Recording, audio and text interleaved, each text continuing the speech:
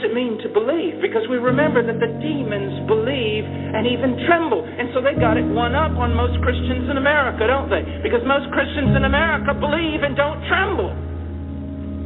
So faith is worse off than that of demons. Upon him. But I cast everything upon him.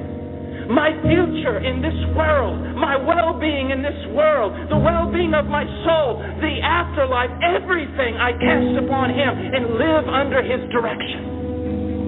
Now I walk as he tells me to walk. I think as he tells me to think. I do as he tells me to do. I separate as he tells me to separate. I follow his will, because it is not the one who says, Lord, Lord, that will enter into the kingdom of heaven, but the one who does the will of God. Discipleship. And everybody wonders why this person doesn't grow. Why do we have to go after them all the time? Why are they living in sin? Why are they doing this? We need more discipleship, more discipleship. All the discipleship in the world will not turn a goat into sheep. Look what we've done. We spent 25 years trying to disciple a lost person because we spent 5 minutes dealing with whether or not he's saved. Where is make your calling election sure? Where is examine yourself, test yourself to see if you are in the faith? You know one of the burdens of what it is to be a preacher, to know that you stand before countless people almost every day of your life, and many of them will go to hell.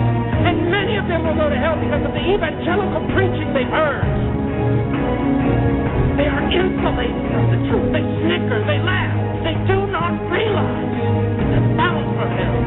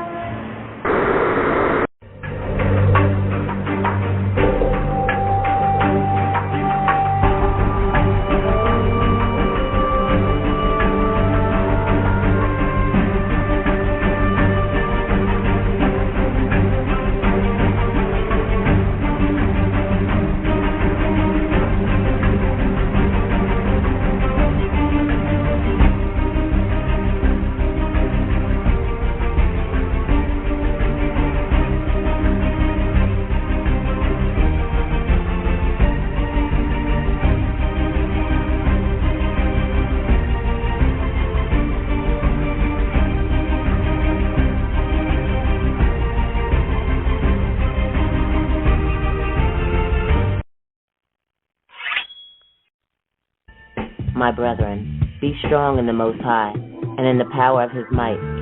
Put on the whole armor of Yah, that ye may be able to stand against the wiles of the devil. For we wrestle not against flesh and blood, but against principalities, against powers, against the rulers of the darkness of this world, against spiritual wickedness in high places. Wherefore, take unto you the whole armor of the Most High, that ye may be able to stand and withstand in the evil day. And having done all to stand, stand therefore, having your loins girt about with truth, and having on the breastplate of righteousness, and your feet shod with the preparation of the gospel of peace. Above all, take the shield of faith, wherewith ye shall be able to quench all the fiery darts of the wicked, and take the helmet of salvation and the sword of the Spirit, which is the word of the Most High Yah. 10, 9, 8, 7, 6, 5,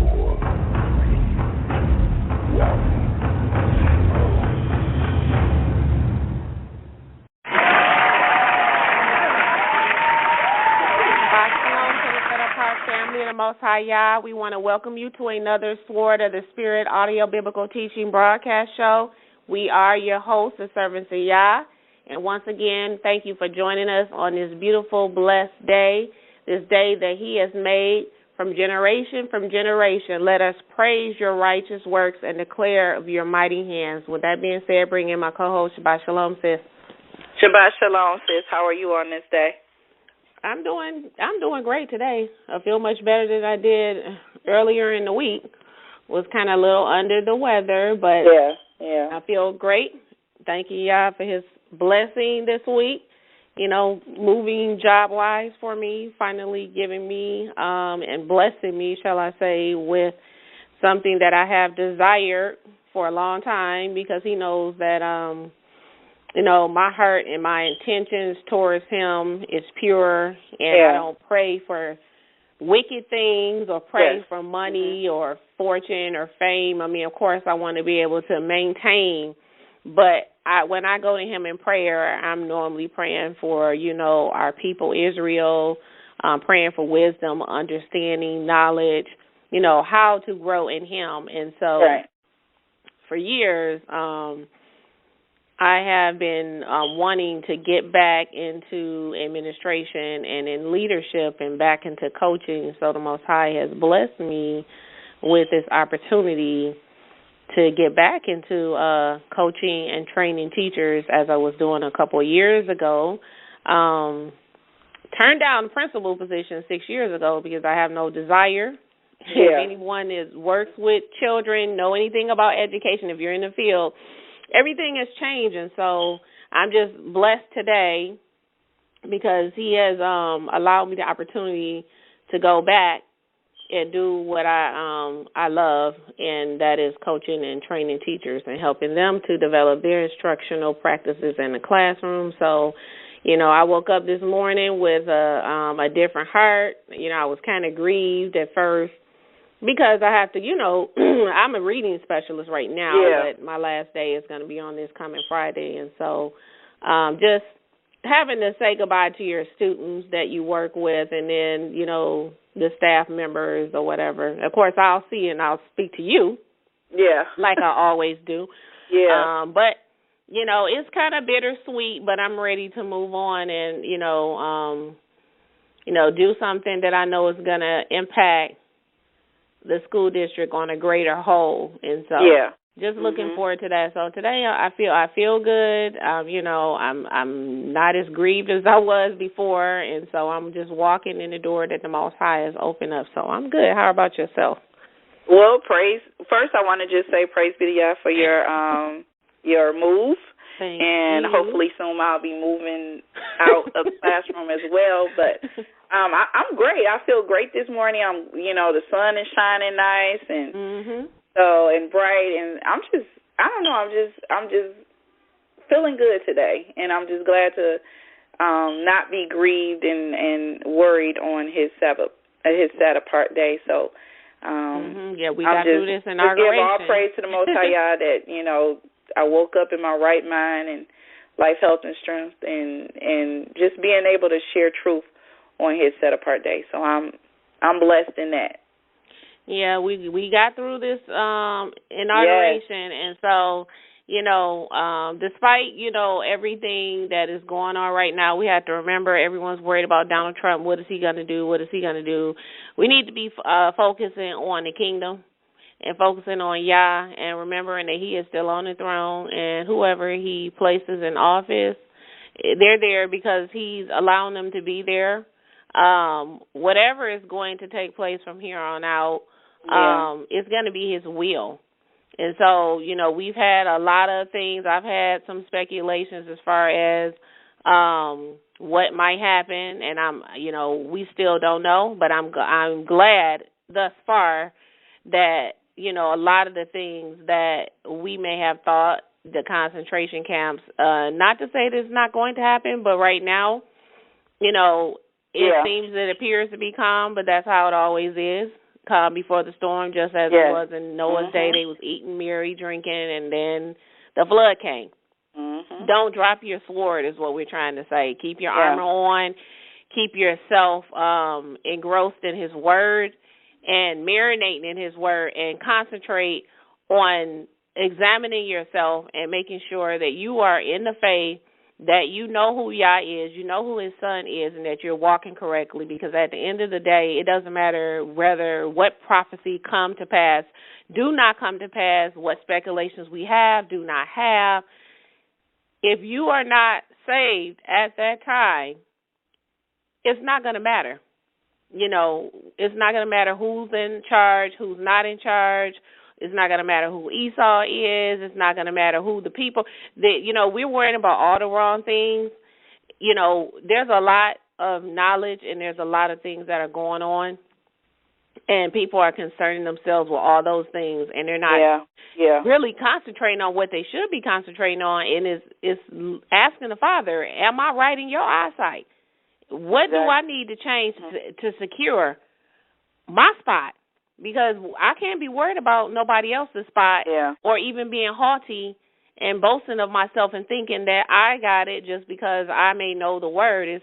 Are you living the word is what's going to matter at the end of the day. And so I have just made a declaration to my own self is to not be concerned. Yes, I'm going to be vigilant and watching as our Mashiach has commanded that we do, but not getting so wrapped up and caught up and full of emotionalism behind what's going on with this election. And because right now all of this is a game. Yeah. It's all a game. Everyone's, you know, posting up all their Obama profile pictures and thank you for what you've done. And I'm just like, I'm too tired to even engage. Yeah. Or do you respond because all they the don't? Abominable things. All the abominable because they don't know who he is. Mm-hmm. They think that Trump is worse than he is when they work for the same people. Yeah, it's all a game. You know, it's all a game, and it's an illusion.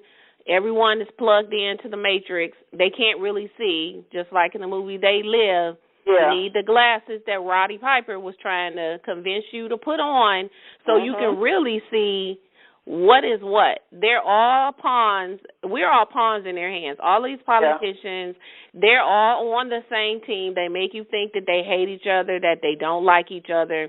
They put all of their, you know, propaganda on their fake news channels. You know, they're the gatekeepers of society. They allow on the news what they want to instill and program us with, and then we follow right along. And then we get caught up, and we're attacking each other, going back and forth while they're sitting back laughing. We're on the same team. Yeah. Mm-hmm. So let us refocus ourselves. Let's reshift our focus on what is important. And I want to say something else, and I'm being led to say this, is Israel. And I want to say this, especially with the so-called African Americans, much of us Judah, and the body as a whole. I'm seeing too many of our brethren that are attacking each other. Yeah. You're going after each other on YouTube. You're going after each other on Facebook. And then you're not going directly to the person. There is an order in which we are called to deal with offenses. And I'm not seeing that. Yeah. People want to be on Facebook coming after people, and many of you don't realize that you're coming after and you're against people who are truly serving Yah. Everyone that's on Facebook is not a Facebook preacher, is not someone who is playing around with the things of Yah, but these are people who are truly serving Yah. He says, by their fruits you shall know them.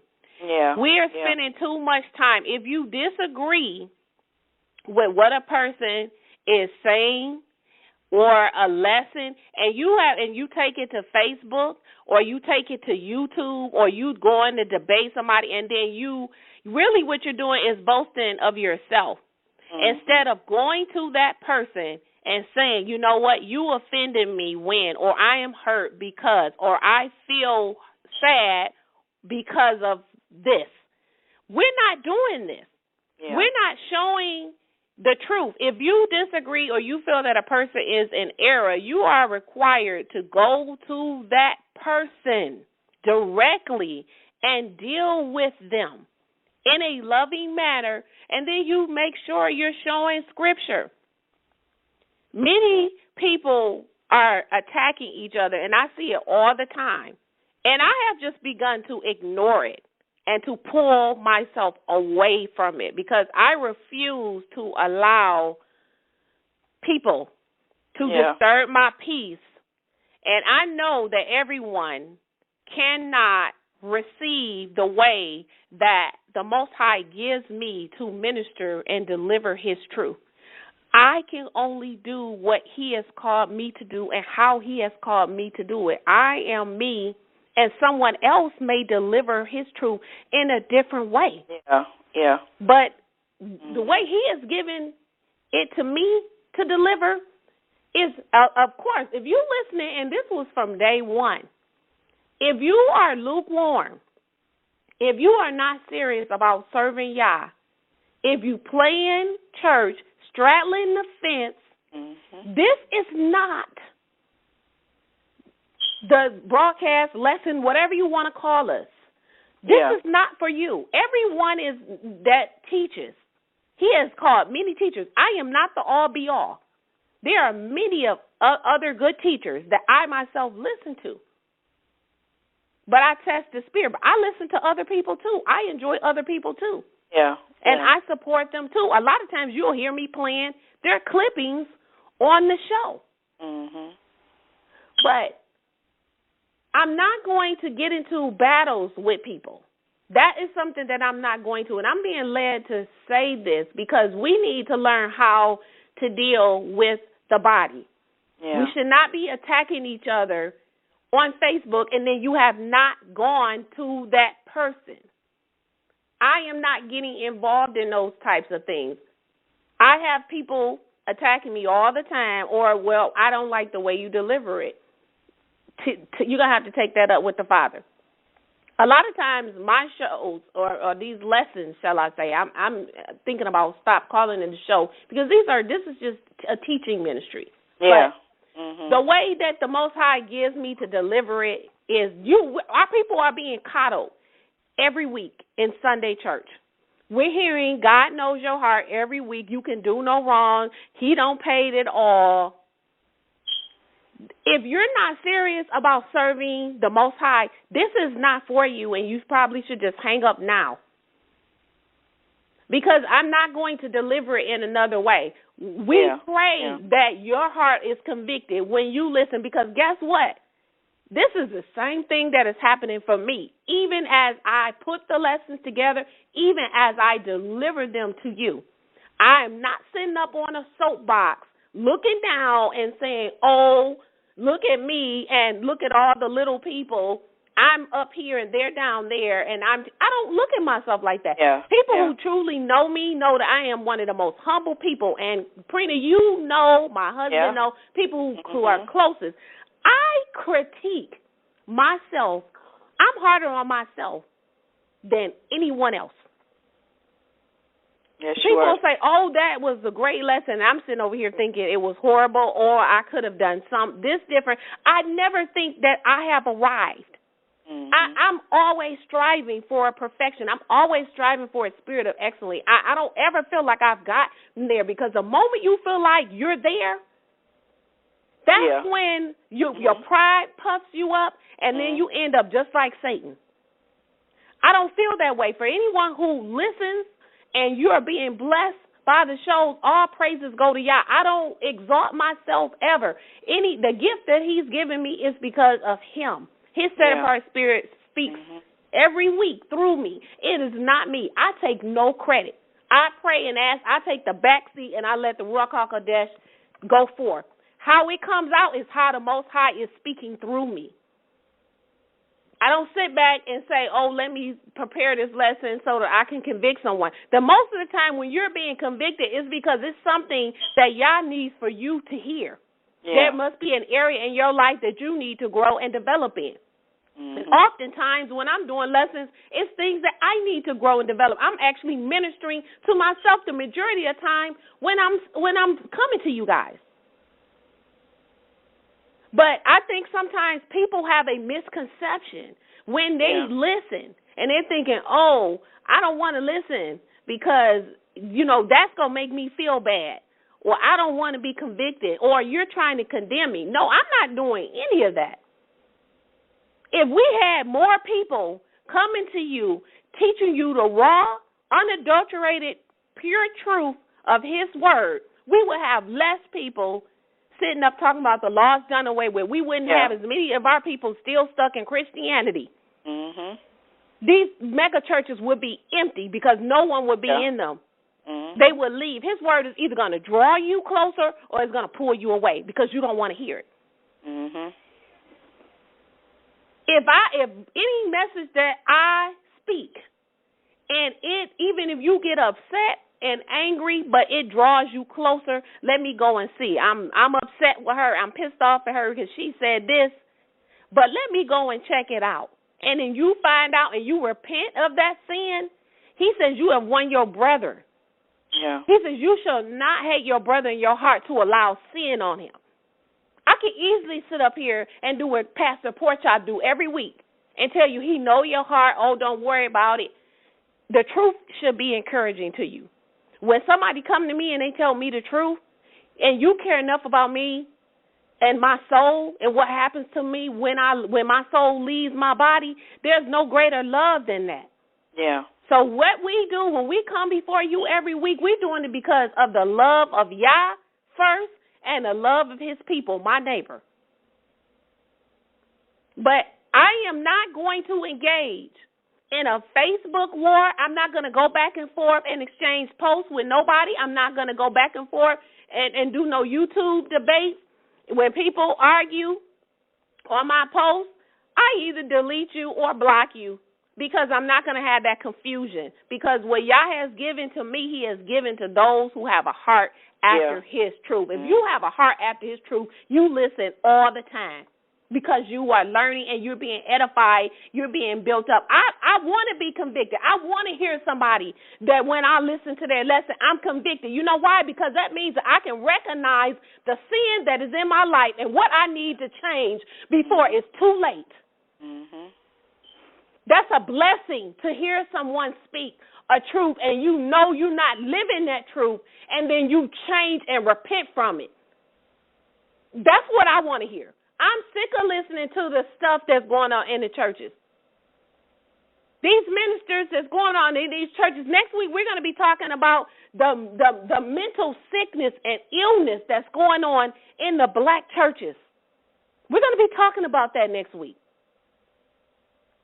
Some of these people are going to go to their graves with their lie, with their deception, with their strong delusion, and they're going to stand before the Mashiach, and they're going to be right in the lake because he's going to say, depart from me. He's going to say, I sent you somebody that tried to tell you the truth. You was convicted, and you say you didn't want to listen no more because that was going to make you change. That's the problem. Our people don't want to hear sound doctrine. Yeah. Everybody is not going to come and coddle you with a blanket and tell you it's going to be okay. He is raising up his true servants, his true prophets, and they're coming to you like Ezekiel. They're coming to you like Jeremiah. They're coming to you like Isaiah. They're coming to you like Nehemiah. They're coming to you like Ezra. They're going to tell you like Nehemiah, if you don't get away from here selling on the Sabbath, I'm going to put hands on you. Yeah. They're going to come to you like Jeremiah and Ezekiel and telling you, thus what says the Most High, that repent or you're going to die. That's what they're going to tell you. When the Mashiach came, he wasn't coming here trying to sound like, oh, he called some of them names. He called them hypocrites. He turned over the tables when they were selling in the temple on the Sabbath. So there's going to be times when you are going to hear a message and it's not going to be delivered the way that you want to hear it.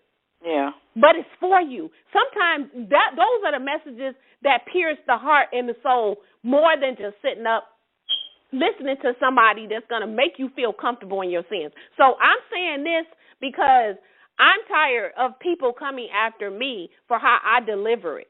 Yeah, yeah. And having me second guess the way that the Most High. I know you have to be careful when you're speaking against his servants because many of you you're speaking against his people. You're speaking against what the Most High has given to them to speak and how he has given to it. I know the messages that he has given to me and how he has told me to deliver it, to warn his people. So we are in the season where our people need to hear it. Yeah. They need to hear it loud. They need to hear it with conviction. They need to be rebuked because our people are on their way to hell. Yeah.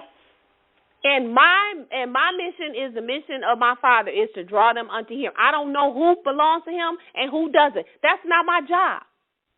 My job is just to deliver it and to deliver it the best as I know how and the way his set-apart spirit gives it to me. So when I'm speaking, it's not me.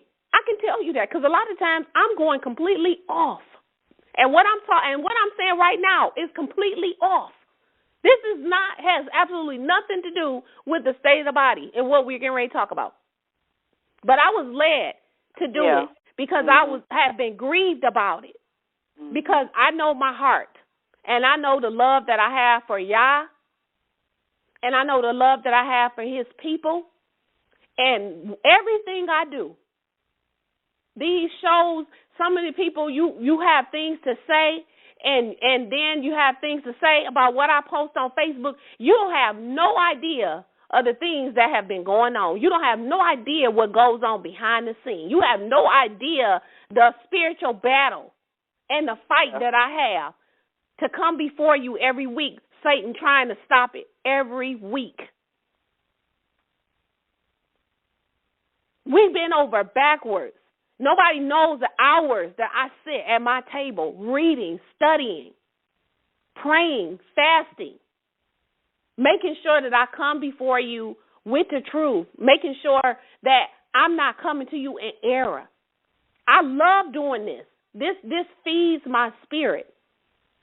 And so to everyone that has messaged me, who have sent a text message, who have called me, who leave messages on Facebook. I have Facebook friends. You encourage me each and every single week. You encourage Prina and I to continue doing what we do. Yeah. We only doing this because we love Yah. So for everybody who's coming after me, you coming after the Most High.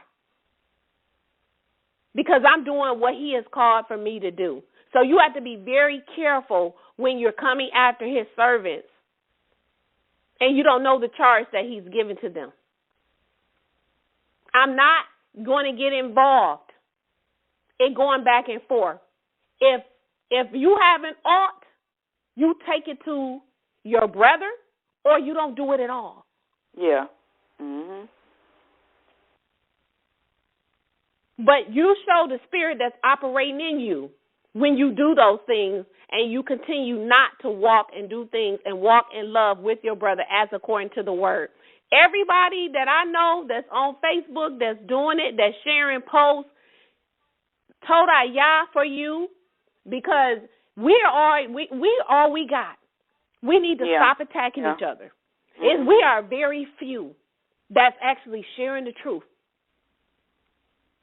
I don't have time to come after my brother or my sister that's sharing truth. Yeah. Deliver that truth the way that the Most High has called for you to deliver it. It may not have been the way that he's called me, but deliver it. And the fact is you're doing it. I'm not going to get upset when someone is delivering truth. I get upset when I see people delivering lies. So if you're getting upset when someone is delivering truth, you need to check your heart and see what spirit is driving you to come after his servant. And I'm sorry, Prina, but I had to say this because it has been bothering me, and you know that it has been bothering me. But I'm not dealing with the foolishness anymore. So if you're a Facebook friend and you're irritated or you're upset or you don't like my post, I give you the invitation now to unfriend me. That's what you need to do, because guess what? I'm not going to change the way that Yah has called for me to deliver his truth. Anyone who has been my Facebook friend for years, I have been the same since day one. I have not changed. I have friends, I have people that I know that I used to work with, coworkers that I've grown up with, they're used to me because they know my heart is pure. And guess what? They listen to the shows. Yeah. I have had people who are Christians inbox me, call me, and say, hey, what, I'm proud of you. Keep doing what you're doing. I'm sharing your shows. I listen to your shows. They haven't come out yet, but they encouraging me. So how dare you call yourself a servant of Yah, and I got Christians and people who are not even walking in the truth encouraging me, and then you coming after me. Yeah. I'm sorry, Preena, but I just had to say this. No, because it was on my heart. Mhm. But getting back to the show, because I done wasted too much time, but I had to get that off of my chest because I people be arguing with you, going back and forth. If if this show is not, if you're irritated by this show and the message and the way that it is delivered, you don't have to listen anymore. Stop listening. There are plenty of other people who are teaching truth that you can listen to. If you're a Facebook friend and you are irritated or you don't like the way that I deliver the messages on Facebook, unfriend yourself. Life is too short, and I'm not going to waste my time. If I don't like the way someone is doing something, I just unfriend them, period. Yeah. I don't have to say anything at all. Mm-hmm. But I'm not coming after nobody who out here putting out this truth. The harvest is plenty, but the workers are few. Yeah. So Torah Yah to everyone who is out here putting the truth of Yah's word out here. I salute you. So I apologize to everyone for going off course, but this had to be said. This was not planned. This was something that was on my heart because I'm saying this one time and then I'm being done with it. Yeah. Because me, how I am, if I have an ought or an offense, I take it directly to that person. I don't go to Facebook. I don't go to YouTube. I'm not getting ready to debate you. I'm going to come directly to you. And then we're going to resolve it or we're not going to resolve it. But I will have followed the way that the Most High has told for us as believers to deal with our brethren. You're not going to get into the kingdom and you're hating your brother without a cause. Yeah. Because that's considered murder. Mhm. Mhm. So, our 89th show for today is entitled Love Yah with All Your Heart, Soul, and Mind. And so, when the Mashiach was asked by the religious scribes, and particularly the Pharisees, what is the greatest commandment in the Torah, or what's the greatest commandment in the law, Yeshua replied, you shall love Yah, your Most High, with all your heart, with all your soul, and with all your mind. So, what does it mean to love the Most High Yah with all your heart, all your soul, and with all your mind? What is the difference between the heart, the soul, and the mind? Today, this is like one of the most simplistic lessons in Scripture, but it's like one of the most powerful because if you don't get this right, this could cost you your salvation. And so we're going back to the basics today with today's lesson. We're going to show you how to love the Most High with all your heart, with all your soul and your mind, and then we're going to also reveal how this greatest command that was given in Matthew 22 and 37 is perfectly aligned with the first commandment given in Exodus 20, verses 1 through 3. And then for the State of the Body panel discussion, we are going to discuss Blessing the Abominable. Today's title is called Stop Blessing the Abominable. And so we know that many desire to be in the music industry and the entertainment industry. They want to be famous. They want to be highly esteemed by men. They want to be highly esteemed by the world. They want to be known as successful in what the world esteems as success, having all the materialistic things of the world.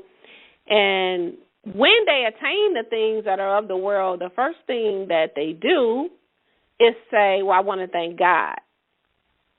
And they want to thank God, quote unquote, or shall I say their God, for all their abominable works. They want to call those things that he has called an abomination, they want to call those things blessings. And so today we're going to discuss why many disregard the commandments of Yah and what he requires, and then why after disregarding what his word has said, they want to turn around and call, like I said, an abomination a blessing. They want to attribute those things that he has called a curse a blessing.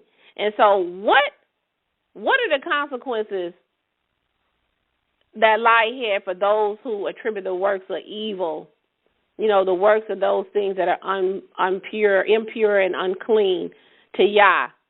And so we're going to talk about that today. The first thing that we're going to address, and Prina, I'm going to have you read this article because I just couldn't believe it. And then again, I'm like, okay, we have to remember the world we living in. Mm-hmm. But I want to, we're going to listen to this short protest. It's about less than 2 minutes, about an abortion clinic that was recently blessed. And they called this a sacred thing. And these are so-called believers, and these were religious leaders, pastors, actually blessing an abortion clinic. Yeah. And so let's listen to this brief audio clip, and then we'll be right back. It's free. We got a lot of good stuff going on, but thank you for being here. God bless you. Innocent children will die here. Women will be bruised here, which is our children. Father, today, for everyone, this clinic is sandwiched between a place where children learn and grow, play together, share with one another. God, we pray for the day in our nation in which abortion comes to an end, oh God. I'm in Chicago by a nice warm fireplace praying, but we have to be hearts, boldness, and courage to stand. Good things are happening. Planned Parenthood's troubles have only just begun. The abortion industry is on the run, and friends, we will see the end of this Holocaust. We will see it. So why don't we pray that God would reveal what's going on in that abortion? All right, Prina. Yes, ma'am. So this was just a little bit of the protest. I didn't want to play too much, but, they placed the abortion clinic right in the middle, right in between, was it 2 schools? Yeah. Mm-hmm. So go ahead with the article. Okay, so this article was written to highlight the Parent Parenthood fights against the congressional Republicans because they are under attack. And so they wanted to come together with more than 20 local faith leaders, so they called them, and bless the organization of the newest health clinic in Washington, D.C. area. And this happened on Tuesday, January the 10th of 2017. And this ceremony was to fight for the rights of women's rights and whatever reproductive care they want to make it safe and affordable and accessible for women. And they wanted to be progressive, and they said that now that Donald Trump has came in and the Republican, they are pushing to strip away, Parent Parenthood with federal fundings. And so they wanted to pray and bless this new clinic, which was called Carol Whitehill Moses Health Center. And so more than 20 religious leaders got together, and they from a religious coalition of reproductive choice. And so they had Christians, Jews, Muslim, Hindu. They all gathered inside of this new clinic, and they performed an interfaith blessing of the space. And they prayed, and they had testimonies about the importance of political and spiritual for women to have autonomy over their own bodies. And what's so appalling about it, they had, two of the African American leaders that in the D.C., they were reverends that came together to help also host this interfaith prayer for the parent parenthood. And one of them was Reverend Dr. Christine Wiley, and she was a leader or co-pastor of the Covenant Baptist Church of United Church of Christ, and she said that she helped plan and coordinate this interfaith blessing, and she told, according to her Huffington Post, that her faith was inspired to support women's rights. Her faith. So the question is, we need to, her faith, because it definitely wasn't the faith of our Mashiach, because he has already told you that abortion is murder, number one. It's murder, it's shedding innocent blood, and it is one of the 6 things that he says he hates. Yes. See, that's one of the 6 things that he said he hates. Proverbs 6 and 17, he says that he hates hands that shed innocent blood. And also she goes on to say in her quote, and I quote her, as a progressive womanist, Christian who is concerned about the wholeness in the community, especially for those who are marginalized and disenfranchised, my task is to do what she said Jesus did, to meet people where they are with love and understanding and bring healing and freedom to them. We're going to find out the truth of what love is when I do my lesson in a minute, because, first of all, maybe Jesus did it, but not Yeshua. Yes. Okay, maybe Caesar Borgia did it, but this is what we're talking about. You're blessing the abominable, and then you're attributing your wicked works, and then you're attaching our Mashiach and the Father Yah to something that he says is an abomination. He says that that's one of the 6 things that he hates. It's the shedding of innocent blood. That's murder. Yeah. And so you're going to say this is what he would do? You're going to attach our Messiah's name to that?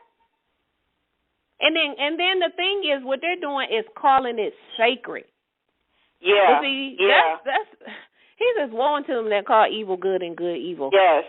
And the most appalling part in the article is that, Reverend Dr. Dennis Wiley, so I'm assuming this is her husband, also joins in a symbolic ceremony in washing away the negativity around women reproductive decisions during the interfaith ceremony. So he had like a washing pot in the picture that I saw, and he was, I guess, called himself washing away the negativity, the ceremony that he performed. That was a ritual. Okay.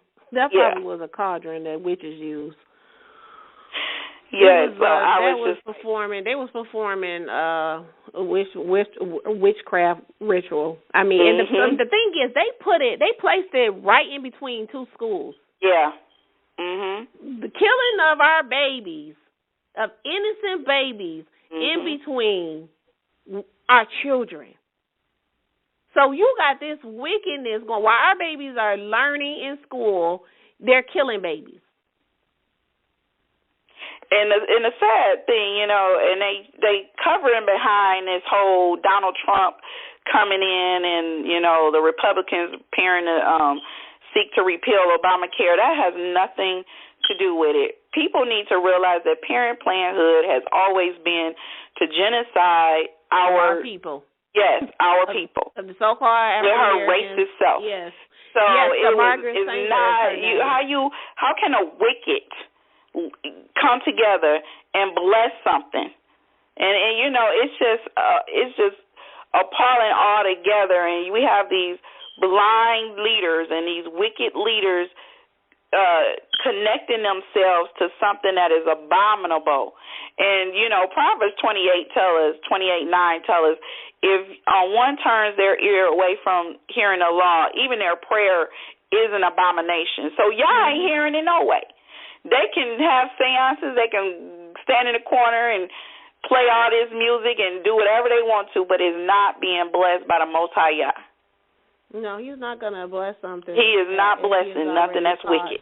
That's an abomination. Yes. And, this is what we see. I want to kind of talk a little bit about these wicked celebrities. You know, the Most High says in Psalms, because many people, they desire to be in this wicked, I call Hollyweird, this celebrity cult system. They desire to be a part of this industry, but, because they see the mansions, they see the cars, they see all the materialism, they see them on TV, the fame, the fortune, the women, and they think this is what they want. But the Most High tells us in Psalms 37, 1 and 2, he says, "Fret not thyself because of evildoers, neither be you envious against the workers of iniquity." These are those who are lawless and who are sinners. For they shall soon be cut down like the grass and wither as the green herbs. So we need to be leery of celebrities, all of them, but especially of these celebrities like Lil Wayne, Beyonce, Jay-Z, Rihanna, all these people. We need to be especially leery of these celebrities that are being promoted continuously, like Drake. When they're being promoted continuously with their music and their industry, these people are leading the world into sin and to straight rebellion against Yah. So when you're cheering them on, you're buying their albums, you're watching their videos, you're listening to their songs, you're singing it, then it's at that moment that you stand against Yah. Yeah. And this is why I say that you should not be concerned with the outward appearance. Stop looking at everything that you think is a success, because many people have the outward appearance of being righteous, or they pretend that they're on Yah's team. These celebrities sit up and sing all their songs where they're promoting fornication, promoting adultery, promoting just all kinds of wickedness, taking drugs, just being loose and wild. They're promoting everything that is not of Yah. And then they'll get up on the Grammys and all their, the Oscars, all their award shows, and then they'll thank Yah. Oh, I want to thank God. I want to thank the Most High for blessing. He has not blessed you. Yeah. He has not blessed you when you are breaking his law and you have turned your ear away from hearing the law. Just like Prince said, he says your prayers are an abomination. He doesn't want to hear it. The one who is blessing you is the God of this world, and his name is Satan. That's who's blessing you. That's where you're getting your blessings from, because he came to the Mashiach and took him to the top of the mountain and looked him and showed him all the kingdoms of the earth and said, all this I will give you if you will bow down and worship me. Yeah. And he didn't accept what Satan had to offer. And I keep saying this all the time. Satan cannot offer you anything. The only thing he got for you is the coming lake that he's going to be in, and he wants you to join him. Many people are pretending to be on Yah's team. They got on the uniform of righteousness. They got the uniform on. They got the outward gear. But they're secretly cheering for the other team with a uniform that say, Yah over everything. Yeah. Oh, God over everything. I love God. Many young people, and if you're a parent, you need to stop letting your children watch these wicked people on TV, listening to these shows. We hear students come to school, oh, my mama let me watch Empire. Yeah. No, parent, a 5-year-old, I don't even watch it. Yeah. That's what Yah has been dealing with me. Yeah.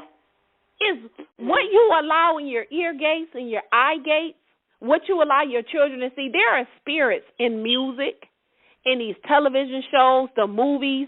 If what you're watching and what you're enjoying promotes fornication, idolatry, adultery, lust, if it's going to lead you, you listen to a love song, you're not married, you got a boyfriend next to you, you want to go, you listen to R. Kelly, now you want to go sleep with your boyfriend and fornicate. Where do you think that came from?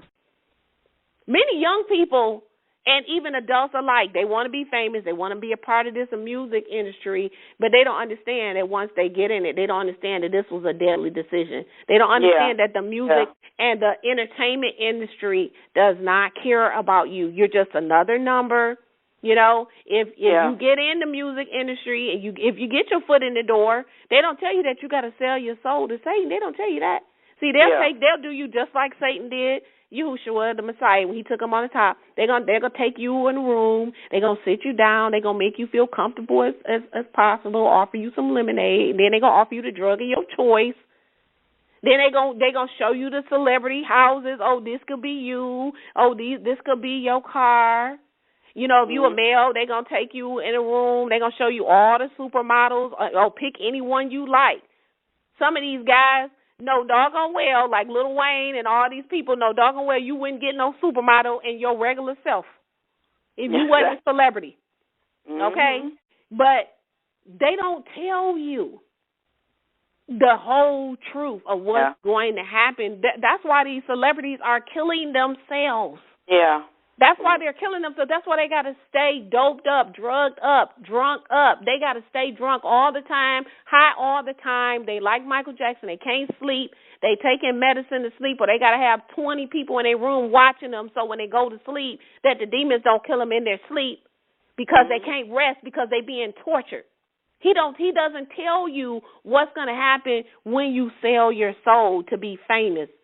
Yeah. They don't tell you that once you take that blood oath and sign your name in blood, stating that you're going to sell your soul to Satan for your fame, your fortune, recognition. Now you getting all the Grammy Awards. Now you in every movie. Now you getting your own TV show. Now you're going to be like Steve Harvey Coon behind. He got radio shows, TV shows, talk shows, Family Feud. Comedy. He has sold out. Yeah. Now you saying with Donald Trump? Come on now. Yeah. He's more than a coon. It's beyond that. This man has sold his soul. Yeah. Period. But we want to go buy his books. We want to go watch his movies. We want to take advice from somebody who detests and hates Yah. We want to take advice from somebody who done been married, how many wives that he's had. Stop worshiping these celebrities.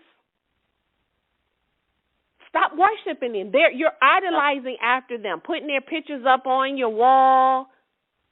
I didn't know what idol worship was until I started coming into the truth. I didn't know that a lot of stuff that I was doing was, idol worship. Yeah, yeah. The American Idol, they got the show. They getting so, Satan is so bold now. He like, I don't even have to trick the believers in Yah anymore. They just following me willingly. Yeah. He don't even have to try anymore. Yeah. You're entertaining. The title just tell you everything. Yes. American Idol. Yes, and then they don't even believe. I'm going to be playing something next week. They don't even believe even believe in the Bible that they tote to church every Sunday. They do nothing that's in it. They don't. They don't believe. Stop worshiping these celebrities because they stand up and our people are looking up to them. Only aspirations they put for our black people on TV is to be a basketball player or be a rapper. That's all you see. You're going to see that. Oh, they're going to make sure Love and Hip Hop, you made it. You on Love and Hip Hop. Oh, you a rapper now. You made it. Oh, you a basketball player now. You made it.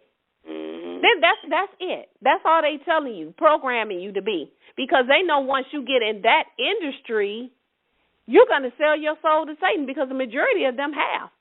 Yeah. 1 Thessalonians 5:22 says that we should abstain from every form of evil. That's in any form, and you can't look at things in light of because it sounds good or it got a good beat to it. If it has any form of evil that the Most High don't like, then you need to be removing yourself from that situation, and that's what I'm learning how to do. Is if it's not. And it's sad to say, but, a lot of my TV time and different things I have cut down greatly. I don't hardly listen to any TV. Because I rarely watch it because everything I look at, every time I look up is fornication, adultery, and wicked. It's just, oh my goodness, it's just too much. No. It's everywhere. It's everywhere from every show. And our people are the front runners for all the shows for being whores. We're right there. Yeah. It's I barely watch television. I barely watch it. Yeah, I can't even say when I sometimes and watch it the old shows like Good Times. Good Times and Sanford and Son, like some of the old shows. Yeah. I kind of watch that. I'm starting to lose my interest in the television. Most of the time, I'm sitting up studying and preparing for the show all week, or doing things with my son, husband. That's it. Yeah. I don't have time to watch TV, and really, TV is a magnet for wickedness now. You really have to look through and with a fine-tooth comb to find something respectable to watch. Yeah, you do. If you're not looking at somebody lesbian on TV, or somebody transgender on TV, or somebody fornicating on TV, or somebody sleeping around with a whole bunch of, it's just from one thing to the next. And then you say, this is good. Did you see Mary Jane? This was good. She's a whore. Yeah. Yeah. Yeah. The what's the movie with the president, Olivia Pope? Another whore. Scandal. Another whore. Empire.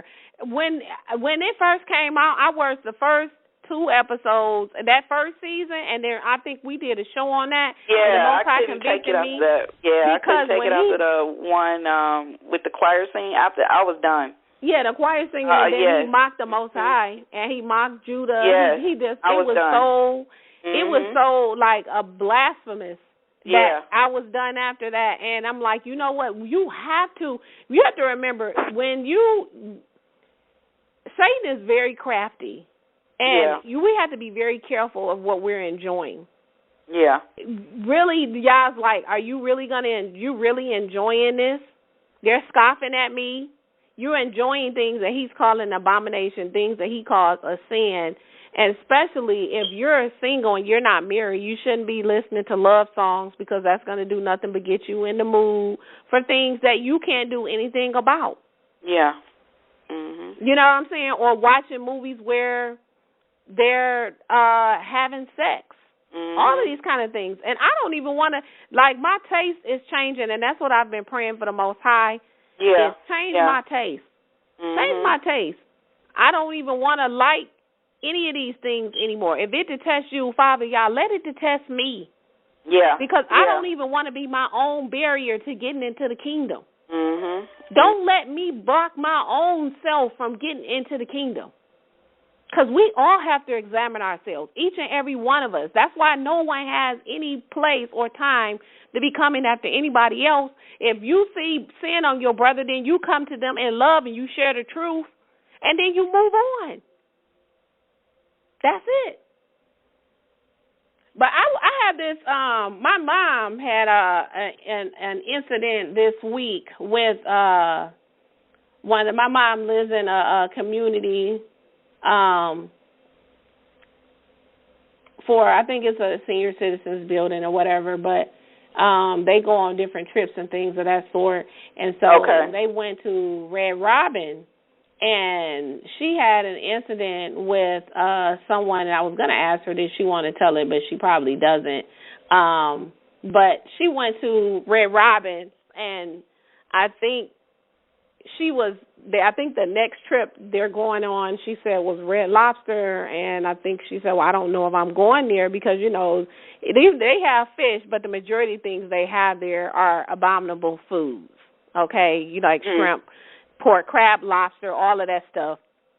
And my mom was like, I don't think I'm going there because they have too many unclean foods there. And one of the older ladies that was there said, oh, well, no, that's no more, since Jesus died, he don't made it clean now. Oh, this is what she told me. I'm going to tell you my story after that. And so she told her that since Jesus died, that is now clean. And so we can eat pork now, and all of that stuff is now clean. And I'm like, this is because the law is done away with teaching. Yeah. Leviticus 11 is laid out, okay? He says I change not. Yeah. Mhm. He has not, what he has said was abominable and unclean has not become clean. Don't come to me talking about, where Peter said rise and eat in his vision. That had absolutely nothing to do with food. at all. Yeah. It had nothing to do with food. Mhm. I have a story, Shatan, and I'm just gonna share it really quick. When I came into truth, one of my close friends, her mom had just got a new house, and so she wanted to cook dinner for us, and I specifically laid down what we can and cannot eat.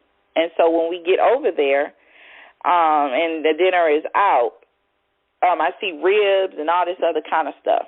So I'm hinting to my children, I said, don't touch that got pork in it. Don't touch the baked beans that got, so I'm going around as we getting, and so she saw her plate and she was like fuming. She was like, I prepared all this food for you. And I said, well, I clearly stated to you that I don't eat any pork products. And she said, well, I boiled it in garlic.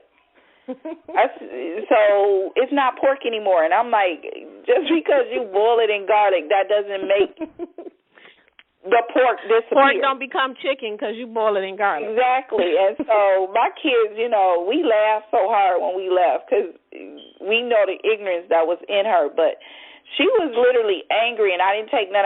She was like, well, what am I going to do with all this food? I said, give it to your family because I'm not taking it with me. No, I mean, she wasn't respecting the fact that you told her. No, she did not. And I was fuming. I was, very heated at the time, and I should have left. I really should have just got up and left because that was very disrespectful. And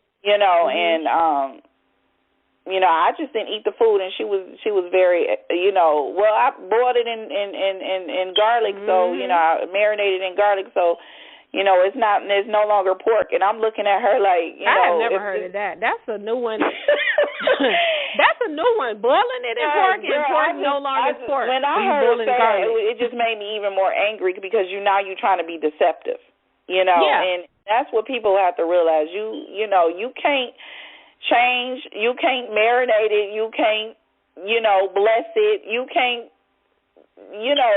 anything that's abominable, no matter how you change it or marinate it, or no matter how much prayer you put over it, it's still abominable in the Most High Yah, and He's not blessing that food. No, I mean, they got kosher pigs in Israel. I'm like, a kosher pig, kosher doesn't refer to the cleanliness. It just basically refers to the way that the animal is killed. And so a kosher pig is still a pig. It's still the same. He changes not. That which he said was an abominable, what was abominable, has not become righteous. That's just like saying Satan was good, but now he wicked. He's still wicked. He ain't changed. He has not changed. Same thing he was doing in the garden. Yeah, he's doing the same thing as he was doing. He don't have no new tricks. And so something that I wanted to share is this brief audio clip as far as like with blessing food. I listened to this and I'm like, you know what? I had never paid attention or listened to. Actually, I think I heard someone say something before about blessing your food when you eat it. But let's listen to this clip and then we'll be right back. Okay.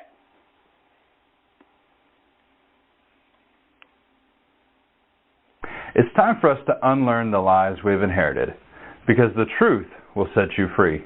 One day while eating lunch, I said the blessings before the meal, and a thought struck me. It was on my mind for the rest of the day, and it has stuck with me ever since. All of my life, I was taught to pray before meals. A good thing to do, by the way. But I was taught to pray, Lord, bless this food, which is quite different from the way the Bible says to pray. Listen to what Deuteronomy 8:10 says about it. When you have eaten and are full, then you shall bless the Lord your God for the good land in which He has given you. There's a drastic difference between these two prayers. In the first, I was taught to pray, Lord, bless this food. But in the Bible, we are taught to pray, blessed are you, Lord. Blessing God, not the food. It actually seems quite laughable to me now looking back that in the past I used to ask God to bless food. Prayer before and after meals is for the purpose of blessing, thanking, and praising God for His provisions. We are to bless God for giving us food, not ask Him to bless the food for us. Also, my whole life I ate whatever I wanted without any concern for what God thought about my food. I would eat pork or shellfish or various other things the Bible says are unclean. And I would pray, God, bless this food. And I never realized what I was actually saying at the time. I was asking God to bless unclean animals so that I could eat them. So instead of blessing God for giving me good things to eat, I was asking Him to bless the bad things that I was eating against His will. He has given us a variety of wonderful foods to eat.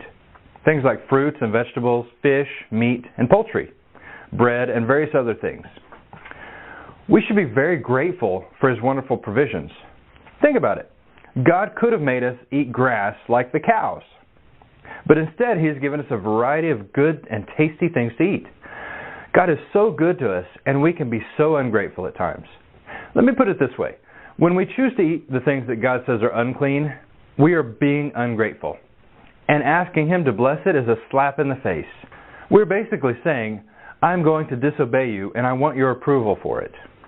We're basically telling God that the foods He gave us to eat are not good enough for us. It's as if we are telling God, I know better than you do. All right, Prina. Yeah, I like the ending of that. Yeah. Yes. he was telling the truth. I mean, for one thing, I'm like, that is totally like, okay, you know what? If you have been, as we may have all done in ignorance, not knowing and not paying attention, blessing Yah for the food and thanking Him, not blessing the food itself when you're actually praying. Yeah. And then also, as he stated, you don't know better than Yah knows. The clay doesn't tell the potter what to do, and we in our ignorant selves think that we know what is best for us, although He is the creator. Yeah. But we want to tell Him, oh, well, I know you said that pork is unclean, but, you know, since your son died, it's clean now. We can eat this now. And it's like he said, it's like you're being haughty and prideful in yourself. I'm going to disobey what you have said, and because I pray over it now, it's what you have said is unclean is clean now. But He says, I change not. He's the same as yesterday, today, and forevermore. He has not changed. That's the spirit of Balaam. Yeah. Yeah. When you disobey what He first told you because you want to do something else anyway. Yeah, it's just, you know, a lot of the things that, you know, when you used to do when you were in the world, now you just have to change. It's just a whole new mind change of everything. You know, you have to look at things through Yah eyes, and not how we perceive it or think we should perceive it.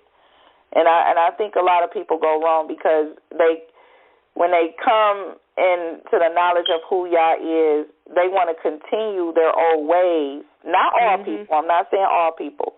But they want to continue in their old ways, and they don't ever grow because they continue being a snare to themselves. You know, and so we have to remember that whatever is abominable to the Most High Yah, those in truth, those that coming in truth, those that not in truth, it is still an abominable. And there's no blessing in nothing that He detests and that He hates.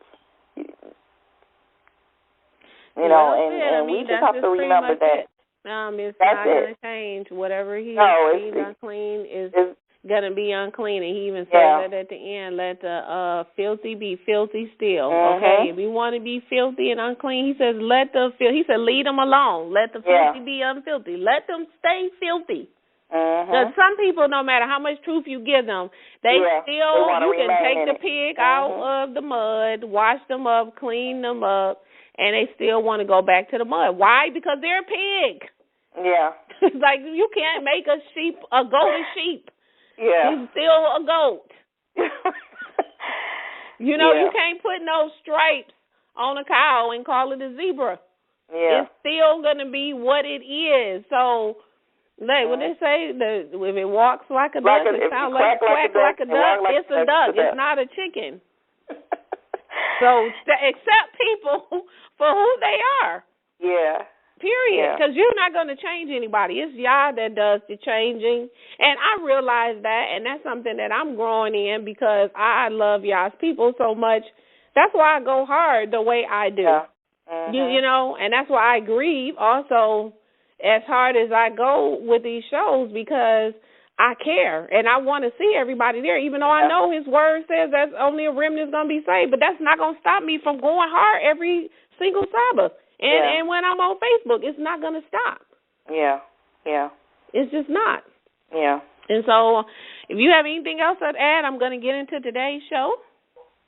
I just want to mention Psalms 19, 176, and it says, "Blessed are those whose ways is blameless, who walk in the law of Yah.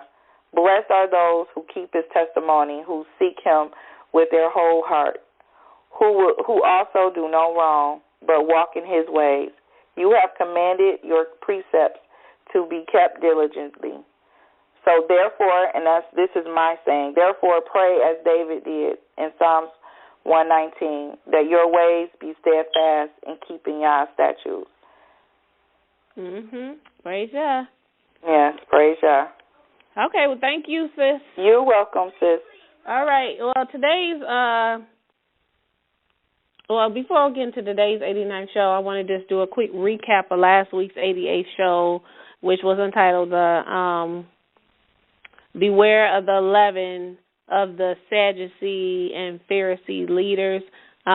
We talked about these religious leaders that were during his time, and also we still have them here with us today. But during Yahushua's earthly ministry, he warned his disciples and those who were following him to beware the leaven of the Pharisees and the Sadducees, and also that of the scribes and the Pharisees. And so last week, we basically revealed why our Mashiach was vehemently opposed to these men. We gave you some background history on who the scribes, the Pharisees, and the Sadducees were, the role they played, and also show you how to identify modern-day scribes, Pharisees, and Sadducees, because they do exist in these end times. And so he spoke about a leaven, a type of leaven that our people need to be aware of. And so we spoke about this last week. And so if you missed last week's show, please check it out. It was a very good show, a very good lesson, shall I say. Beware of the Pharisee and Sadducee leaders, or the leaven, shall I say, of the Pharisees and Sadducees. Today's 89th show is entitled "Love Yah with All Your Heart, Soul, and Mind." And when one of the religious scribes asked Yahushua which commandment was the most important, our Messiah answered, "You shall love Yah, your power, with all your heart, with all your soul, and with all your mind." This is the first and greatest commandment. So our Mashiach, he was actually being tested by the Pharisees, and they were testing him to see what he was going to answer as it pertains to what was the greatest commandment. And our Messiah said that you shall love Yah, your power, with all your heart, with all your soul, and with all your mind. And then he proceeded to say that this was the first and greatest commandment. And so a precept to that will be coming from Exodus 20, 1 through 3, because he stated that this is the first and great commandment. So what is the first commandment? We go to Exodus chapter 20, verses 1 through 3. It reads, "And Yah spoke all these words, saying, I am Yah, your power, who brought you out of the land of Egypt from the house of bondage. You shall have no other gods before my face." So you shall have yours. Some versions may say you shall have no other gods before me. So many people do not know what it truly means to not have any other gods before his face, or putting other gods before him. And this is why we go so hard as it pertains to the celebrations of holidays and birthdays, because when you are partaking in the celebrations and the traditions and customs of men, all these holidays, every last one, even the most innocent ones like Thanksgiving, Mother's Day, Father's Day, every last one of them honor another pagan god, and it's considered idolatry and adultery. And because we are in a covenant relationship with him, so if you're in a covenant relationship and you're married, you're not supposed to be stepping out on your husband, or if you're engaged, you're not supposed to step out on your fiance, because he likens espousing, being espoused or betrothed. Being engaged is the same thing as being married, okay? And so because you're off limits.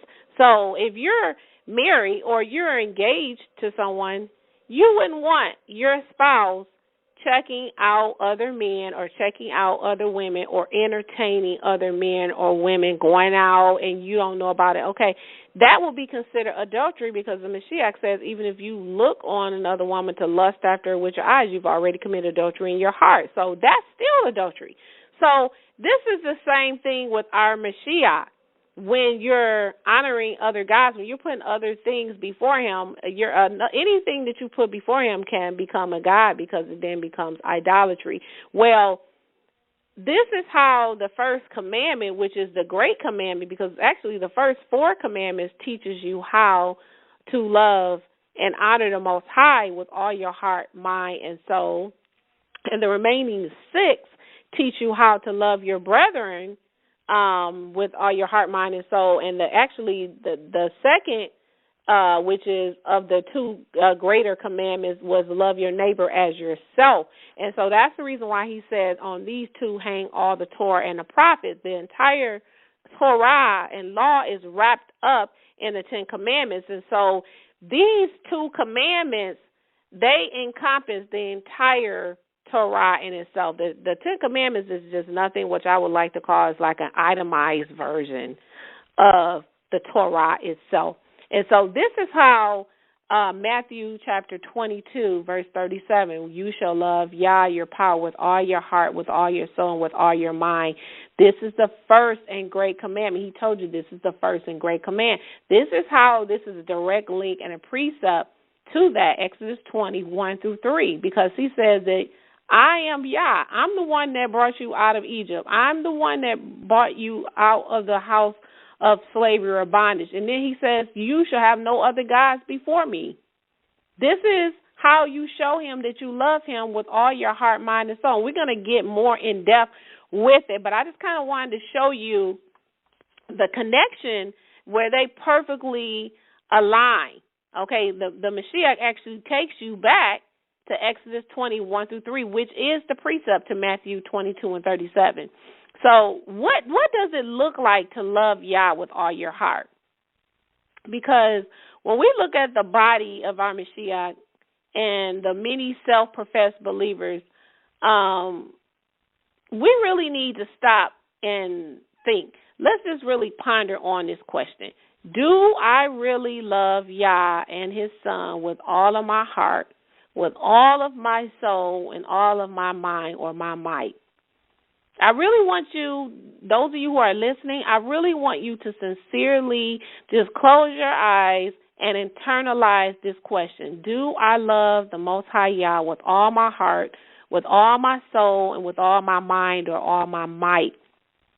Because I want you to really internalize this, because today's lesson is going to be a heart check lesson. It's going to be a time to truly examine and be honest with yourself as it pertains to where you are in your relationship to Yah. Because as I was putting this lesson together, I was doing the same thing. So don't think that I'm sitting here just giving you this lesson, and we're all included in this. This is something that we all need to do. And so when we think about the length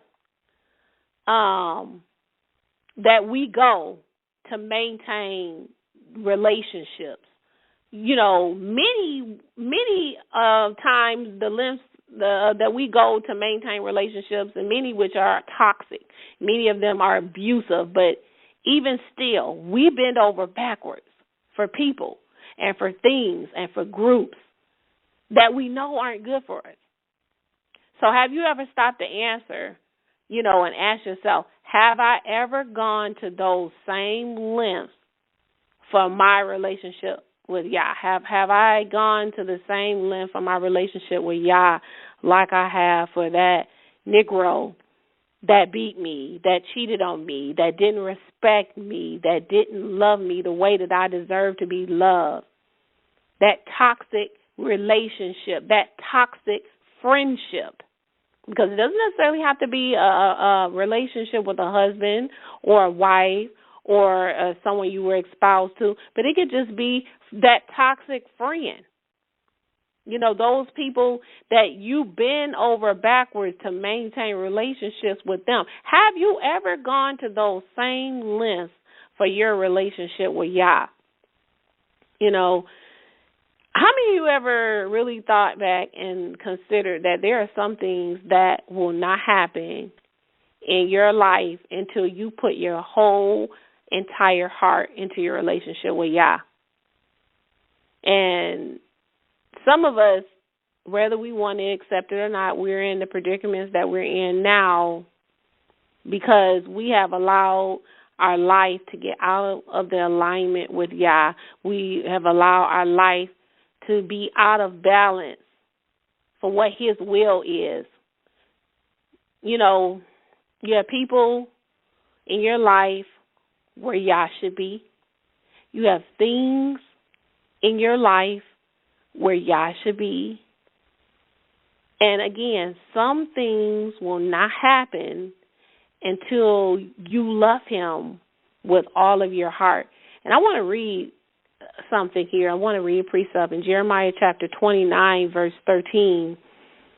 It reads, it says, "And you shall seek me and find me when you shall search for me with all your heart." So we see here, Yah is saying, when you seek me, you will find me. And that's only going to be when you search for me with all of your heart.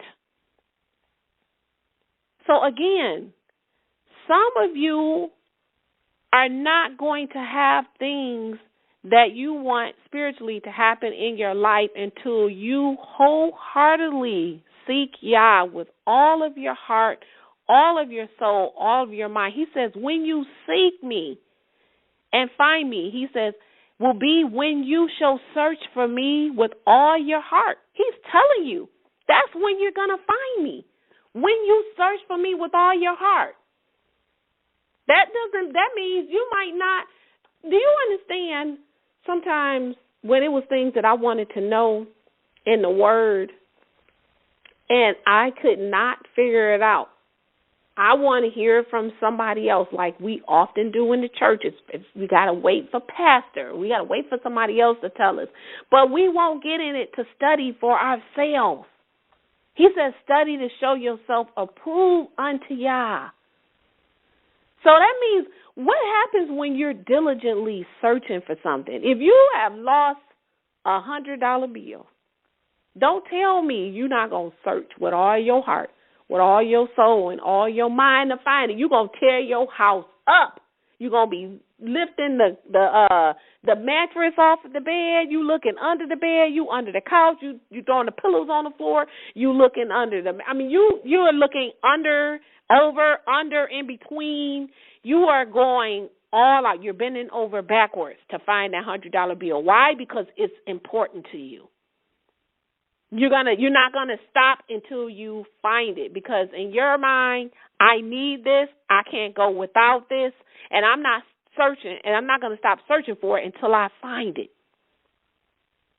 This is how the Most High expects for us to be in our relationship with Him, where we are seeking Him so diligently and searching for Him with all our heart that finally, it's been times when I've been seeking for answers, for certain understanding for things, and it took me years. But I didn't stop. I just kept praying about it, praying and asking the Most High to give me understanding. Sometimes He may give it to you, and then sometimes He's like, you know what, I want to see how badly do you want to know this. It's right there in the Word. Seek me. He is His Word. He wants you to find Him. Where is He? He's in His Word. That's where you're going to find him. He wants you to search diligently. You're studying. You're praying. And then eventually, I finally found, like when I wanted to know who the two witnesses were, it was things that I came to the knowledge of the truth of who are these grafted in Gentiles. I'm like, it was confusing to me. He gave me a lot of it's not a lot, all the understanding I have he's given to me, but I'm talking about those things that many people stumble over because there's no way without his ruach that you will be able to understand it. He didn't just give it to me just because I wanted to know it. He did just because I prayed, Father, I want to know who the two witnesses are. Okay, get in that word and study to show yourself approved. I had to study. It took me years to understand a lot of the things that I know now. And there's plenty of things that I still don't know that I'm praying about now to have understanding of. But again, he says you're only going to find me when you search for me with all of your heart. I want to read Luke 10:27. And answering, he said, you shall love Yah, your power, with all your heart, with all your soul, with all of your strength, and with all of your mind, and your neighbor as yourself. So this kind of is a precept to Matthew 22:37. It's saying the same thing. So when I read what I have just read, when I think about the scriptures that I have just read, you shall, love Yah with all your heart, all your mind, all your soul, and you shall seek and find me. And when you shall search for me with all your heart, that's when you're going to find me. When I read this, it makes me think that we can love Yah in part.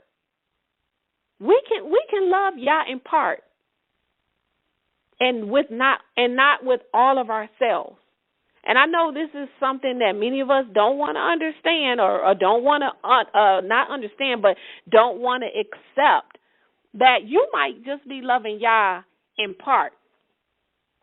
So let's take for example, because, I like to use my examples to bring greater understanding. But how many of you have ever said, okay, I love him or I love her, but I'm not in love with him or her, Do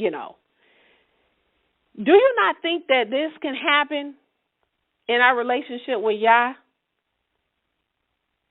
Don't you think that if we can become attached to people and things that we see no value in, that this same thing can happen with Yah?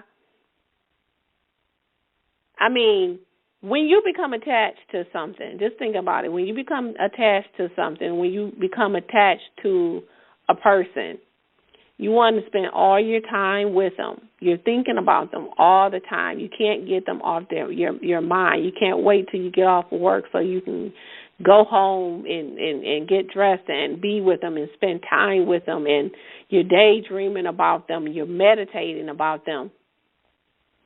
And so we do not become attached to those things or those people that we see no value in. I'm going to say it again. We do not become attached to those things or those people that we see no value in. So just like the old saying goes, people make time for what they really want. How many times you've been with someone and you may have had been in a toxic relationship with a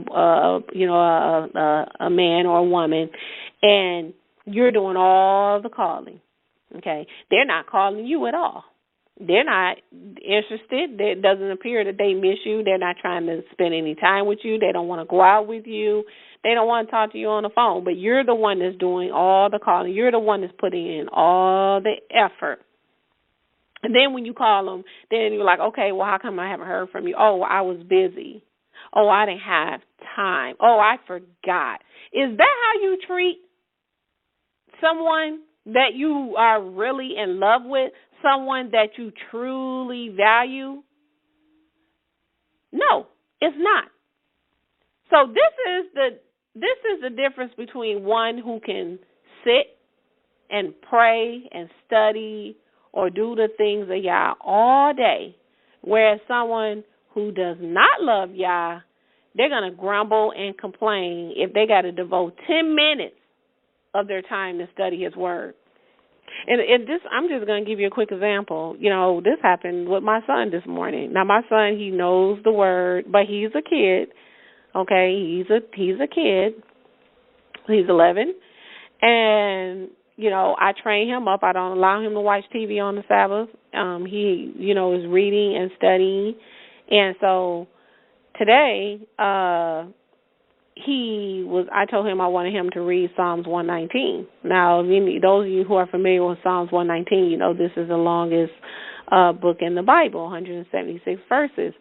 And so when he looked, he's like, "Oh my goodness, this is long. This is too long." And so immediately I went in the room when I heard him say this. I said, "How long has Yah been taking care of you? How long has he provided for us? How long does he protect you?" And then he says, "All the time." I said, "That's a long time. You've been on the earth, 11 years. I said, "How long do you sit on the computer? When you want to play on your games, and when you want to watch television, and when you're playing with your toys, you're doing the things you want to do, the things that you consider pleasurable." I said, "How often do you sit and do those things?" And I said, so this is his day. So why is it that when it is time for Yah, okay, we should be praying and studying every day anyway, but what I'm saying is especially on his set-apart day, there should be no one saying, "I'm too busy," or "I don't have time," or No, this is all we do. This is his day. So this is a day that I make sure that I'm engrossed in his word, or I'm doing what we're doing now, or we're fellowshipping with other believers, we're studying, whatever the case may be. But I'm giving him his time because this is an appointed time. This is a time that he is appointed to meet with us on this day more than any other, because this is the day that he made set apart from the other days. So I had to explain to my son, and then he kind of looked like he was embarrassed. And, with the fact that he had said that. And he's like, "You know what, this is not too long. It's only 5 pages. I can read. I read more than that, when I had to read my novels for school." But as a kid, this is how kids are. But I just wanted to use that example is just to say, this is how many of us, we will spend 3-4 hours watching a movie, and then when we have to listen to a lesson or study his word, we only want to give him 5 or 10 minutes, and we grumble and we complain. And so I say all this to say is many have a misunderstanding of what it means to love Yah.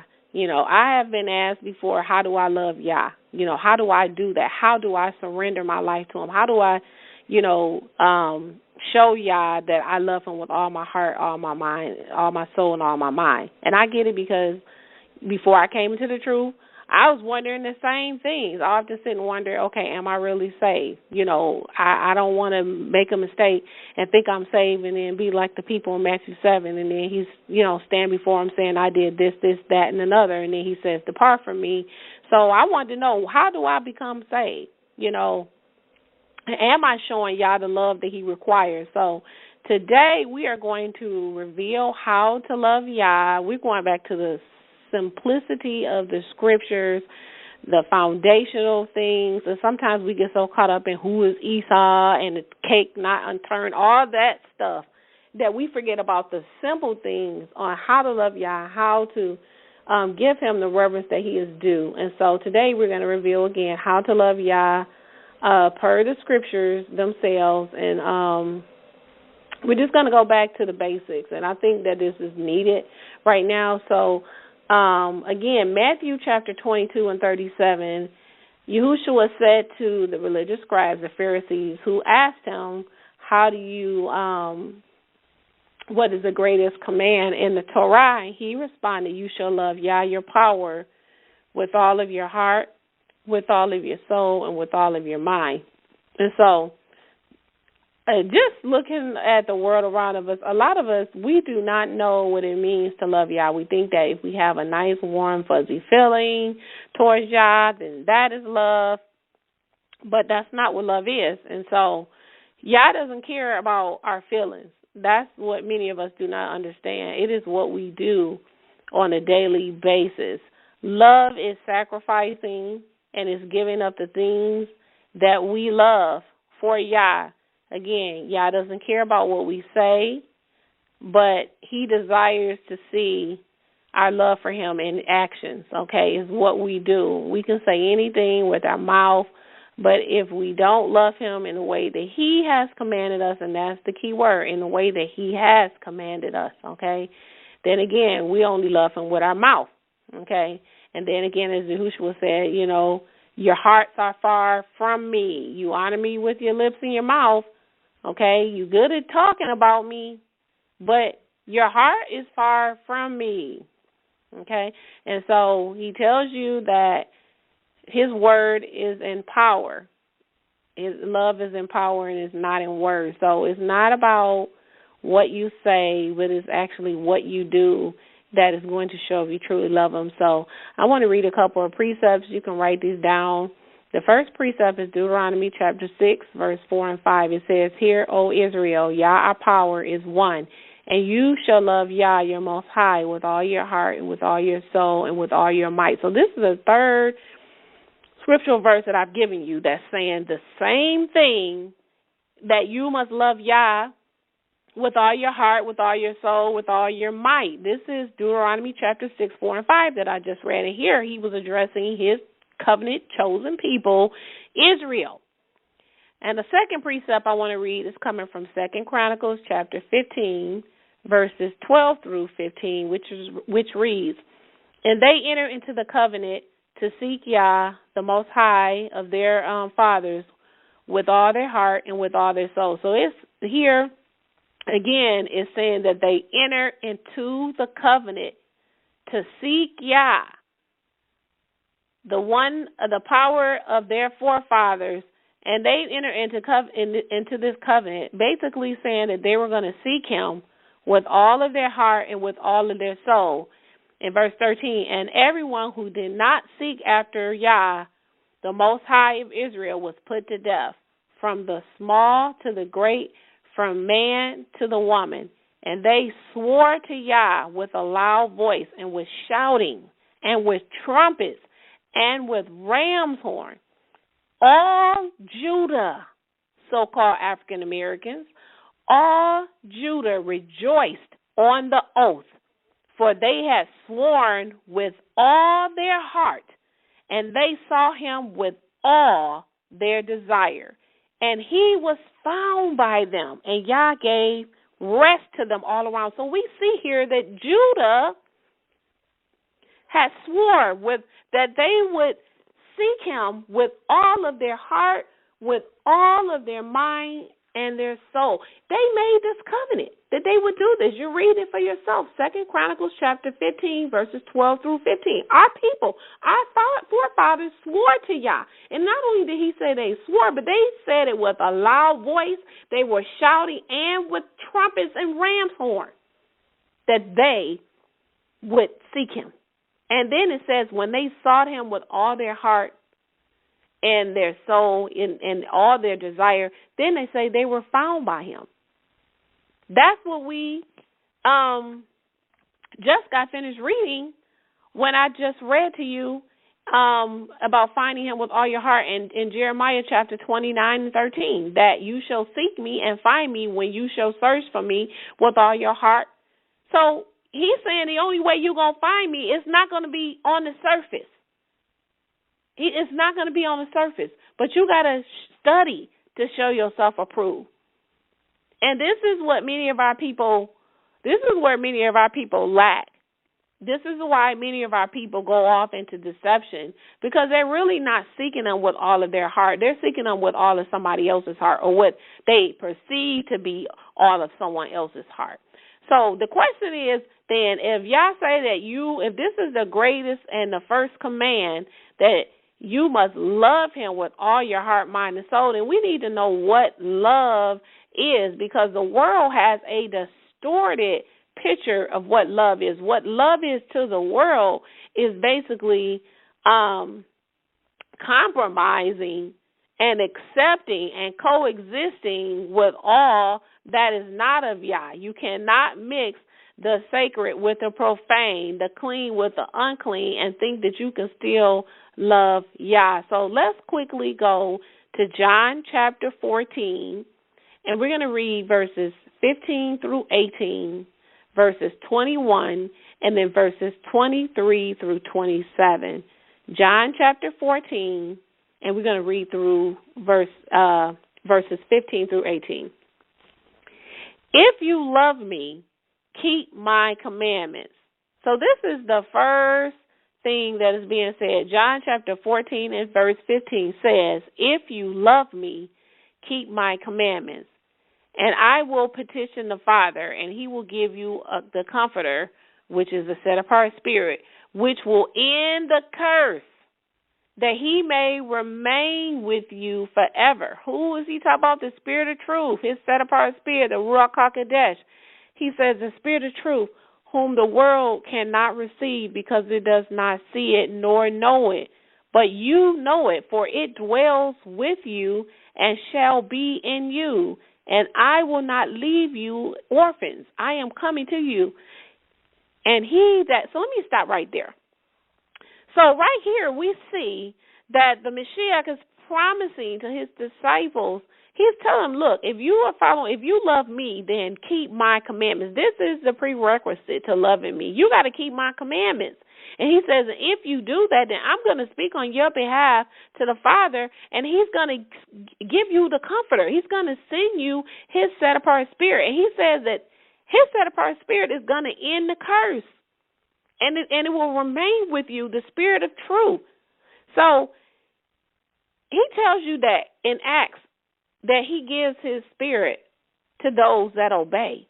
And this is the reason why he says in John chapter 14, verse 17, that the world cannot receive it. See, this is the reason why many people can serve Satan and go to sleep and snore and sleep like a baby at night, because they don't have his set-apart Spirit. Okay? They don't. They don't have anything convicting them of sin. They don't have his set-apart Spirit that will grieve when you transgress the Most High Yah. They don't have the Spirit of truth in them because they can't receive it, because they're walking in disobedience. So please know, when someone is walking in unrepentant sin, they do, and they're not trying to get right. They're not being convicted about it. They have peace with it. They don't have his set-apart Spirit. Do not be fooled and think that everybody, just because you were born on the face of the earth, that you have his set-apart Spirit. He gives his set-apart Spirit, as he gave to those in Acts chapter 2, to those who obey. You got to believe, and you have to obey. He's not giving you his set-apart Spirit, and you are walking in disobedience. He said he gives his set-apart Spirit to those who obey.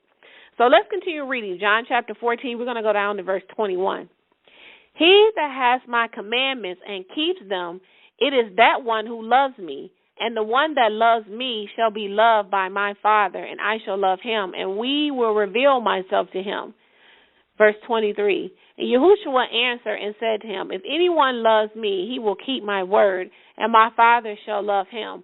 And we will come to him, and we will make a dwelling place with him. The one who does not love me does not keep my words, and the word which you hear is not mine, but of the Father who sent me. So he's saying right here that if you love him, you keep his commandments. He says that if you don't, he said the one that does not love me doesn't keep my word. This is why pastors do not preach on John. They don't go nowhere near John, 1 John, 2 John, 3 John. They stay away from John, period. Because John is straight to the point. He is like, look here, if you love me, you keep my commandments. The one that says that he loved me and don't keep my commandments, he says, is a liar, and the truth is not in him. He said the one that does not love me does not keep my words. And he said this is not coming from me, but this is coming from the Father. So many people, you're going to see, you'll know who loves them just based off of how they live their life. That's going to tell you everything you need to know. Forget about what somebody look like in the outward appearance and what they have on. How are they living their life? If they're living their life contrary to the Most High, they do not love him. And this is not coming from us. This is not coming from me. This is not Shekinah 101. This is coming straight from the Word itself. Many people, when you tell them this, they'll get upset with you. Because, remember, they're not getting upset with you. They're getting upset with Yah because it's his word that condemns their very lifestyle that they refuse to give up. Let's go to John chapter 15, and we're going to read verses 7 through 9, and then we're going to read we're going to read 7 through 10, and then verse 14. John chapter 15, verses 7 through 10. Let's begin at verse 7. If you remain in me and my words remain in you, whatever you desire and ask, it shall happen to you. In this my Father is glorified, that you should bear much fruit, and you will be disciples to me. As the Father loved me, I also loved you. Continue in my love. If you keep my commandments, and you will continue in my love as I have kept my Father's commandments and continue in his love. You are my friends if you do. I'm reading verse 14. You are my friends if you do whatever I command you. So we see here again, he says, if my words remain in you, whatever it is you desire and you ask, it will happen. But he says it is his will that we bear much fruit. And he says, and then you will be my disciples. But he says, as the Father loved me, he says, I also love you. He says, therefore, continue in my love. We already know that love is keeping his commandments. He says in verse 10, if you keep my commandments, you will continue in my love. So if you're not keeping his commandments, you don't love him, and nor are you continuing in his love, and he's not going to love you. So that God loves everybody stuff, you need to stop saying that. Because he does not love everybody. He said, I love those who love me, and those who seek me early shall find me. He hates all workers of iniquity. This is what his word says. There is not one scripture that says God loves everybody. It's not there. Your pastor Porkchop, he's the one that made that up. Tell him to find that scripture. If you are a Christian and you are listening to the show and you believe that God loves everybody, find it. And when you find it, please inbox me, because I would love to know where that scripture is, because I have seen other scriptures that say the exact opposite. He doesn't love everybody. And this is what we need to realize. He loves those that love him, meaning I love those who keep my commandments. Yah equates love with keeping his commandments. You have to show the Father Yah that you love him. Even if you're let's think about our own natural relationships. If you're married, your husband can't keep telling you, I love you, and then he's mistreating you and he's cheating on you and beating you. That's not love. That's a distorted image of love. I've seen guys, they do this, and then they'll finish, when they get finished beating you, and then they wipe the blood off of your face, and you sitting up there with a black eye, and then he's like, oh, I'm sorry. I love you. I did it because I loved you. What kind of stuff is that? Love doesn't hurt. Let's go to 1 John chapter 2, verses 3 through 6, and it's going to give you the scriptural definition of what love is. 1 John chapter 2, verses 3 through 6. Verse 3 says this, and by this we know that we have known him, if we keep his commandments. The one saying, I have known him, and keepeth not his commandments, is a liar, and the truth is not in that one. But whosoever keeps his word, truly in this one the love of Yah has been perfected. By this we know that we are in him. The one claiming to rest in him ought to walk himself even as he walked. You know, they're quick in the Christian church to say, oh, I'm resting in Jesus, but he ain't resting in you. Because he's just saying right here that if you say you know me and you're not keeping my commandments, then he says that you're a liar and the truth is not. He's calling you a liar.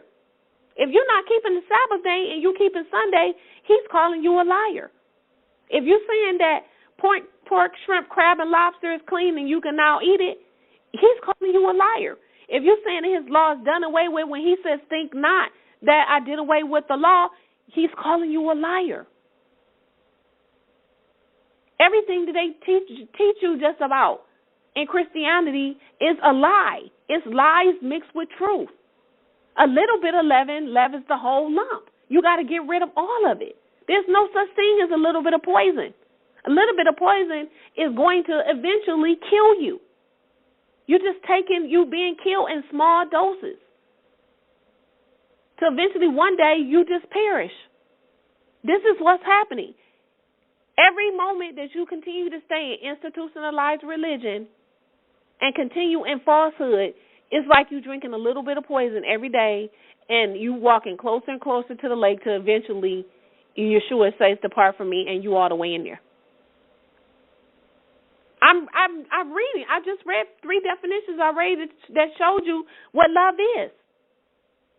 Let's read this. This is 2 John, chapter 1, verse 6. 2 John, chapter 1, verse 6 says this. And this is love. Here is the scriptural definition of love right here. 2 John 1 and 6. It says, this is love, that we should walk according to his commandments. This is the commandment, even as you have heard from the beginning, that you should walk in it.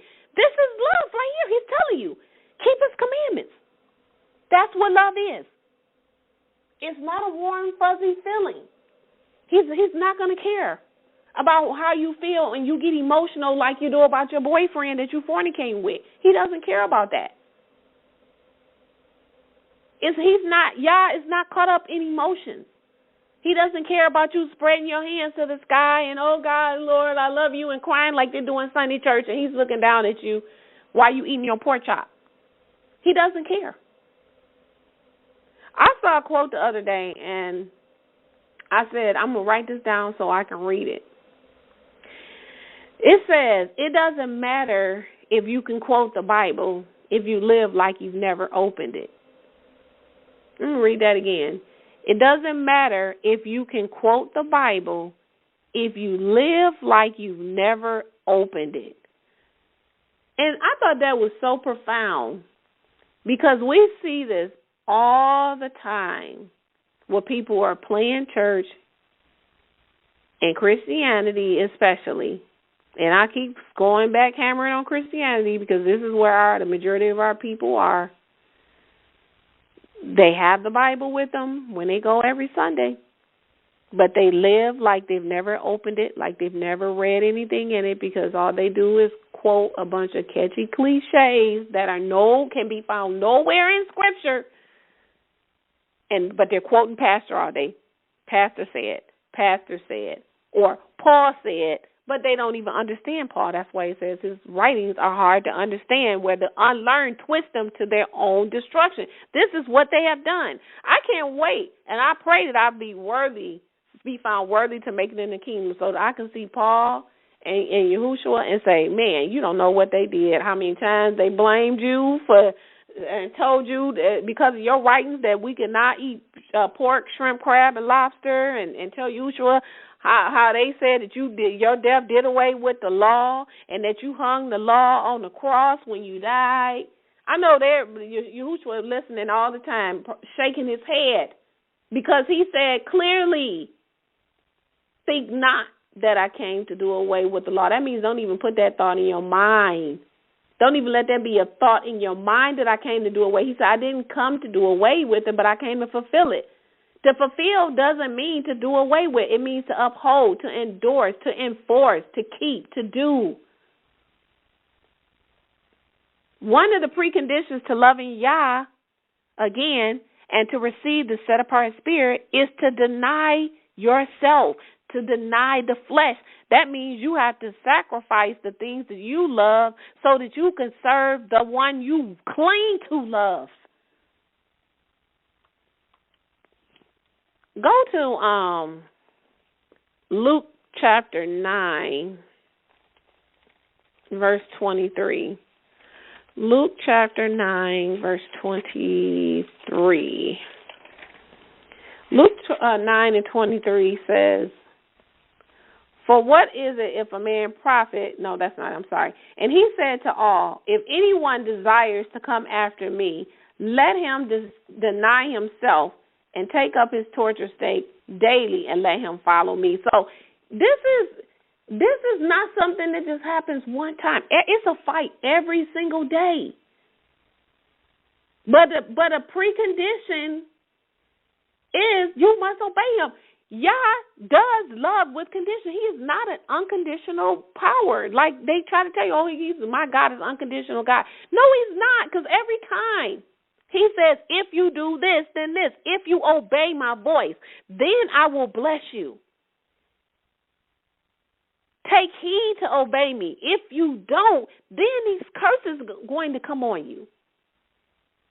He says, if you obey me, then you are my friend.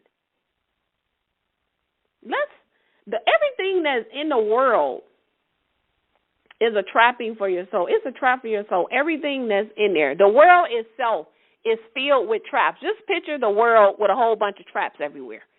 And the believers in Yah are constantly zigzagging, jumping over traps. We're trying to make sure that we don't stumble and fall and get caught in the trap. The whole world is a trap for your soul. And it wants you. And the world will lure you in any way it can. I want to read some scriptural verses. You can just write them down because I'm going to read them quickly. The first one is 1 John chapter 2, verses 15 through 17. 1 John 2, 15 through 17. It says, "Do not love the world nor the things in the world. If anyone loves the world, the love of the Father is not in him. Because all that is in the world, the lust of the flesh, the lust of the eyes, and the pride of life, is not of the Father, but is of the world. And the world is passing away and its lust, but the one doing the will of Yah abides forever." Let me read another one. John chapter 15, verses 18 and 19. John 15, 18 and 19. "If the world hates you, know that it has hated me before you. If you were of the world would love its own. But because you are not of the world, but I chose you out of the world, because of this, the world hates you." So the world loves its own. So if you're claiming to be a follower of our Hamashiach, our Messiah, Yahushua HaMashiach, and you're claiming to be a servant of the Most High Yah, then know that the world is going to hate you. The world only loves its own because they're just like them. So you cannot look like the world, talk like the world, sound like the world, dress like the world, and then say, "I love Yah," and then people are going to think you set apart. I'm going to use myself as an example. I have, this week, as I said at the top of the show, that the Most High has blessed me with an opportunity to get back into coaching and training teachers again. And he's blessed me with a wonderful opportunity. And in this opportunity that he has blessed me with, of course, when I leave, there are some people at my job, some of them, not all of them, but some of them that I'm going to miss. And so one of the coworkers, someone that I never talked to, nothing outside of hello, okay, and he found out I was leaving, and he was like, "Oh, man," he was like, "Wow." He was like, "I was just talking talking about you to another coworker." He was like, "That's going to be a loss." He was like, "Now all the believers are leaving, and you leaving me here with the heathen." And I kind of thought I was laughing because he was making a joke out of it, but he wasn't. He said, "You're leaving." He said, "The believers are leaving, and you're leaving me here with the heathen." And that made me feel proud and made me feel blessed, even though I never have any contact because I don't work directly with this person, okay? We speak and we're cordial. But he has obviously seen my walk at work, seen the way that I carry myself, and he was able to perceive that I was a believer and that I remained set apart because we do have some heathens, okay? But he was able to recognize that I was set apart from the majority of the people that were at the job. So this is to say, if his spirit is in you, he is in you. He is in you wherever you go, whether you're sitting at home, whether you're at work, whether you're driving, everywhere you go, he's in you. People are constantly watching you. I've never had a conversation with this young man. I've never had a conversation with him. He doesn't know about my beliefs because other people at the job know, but he doesn't know. I've never shared it with him. What would make him think that? What would make him think that I was a believer, that I was set apart from what he said, that it threw me completely off? Because I'm like, wow, I never even talked to him. How does he know this? This is what happens when you keep yourself set apart. Because you don't look like everybody else that's in the world. You don't carry yourself like everyone in the world. You don't talk like everyone else is in the world. There should be something that's set apart from you versus the other people. We all work. Those of you who are serving Yah, listen now, you know you work with heathens. You know they're out there. They're everywhere. The majority of the people in the world are heathens. But you are supposed to be the light that comes in a dark place.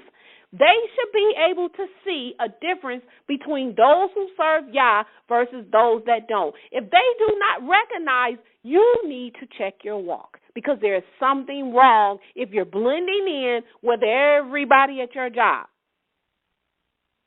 Prina and I are not like everybody else in our job. There was another young lady that works with us, and we didn't find out until recently that she's in truth.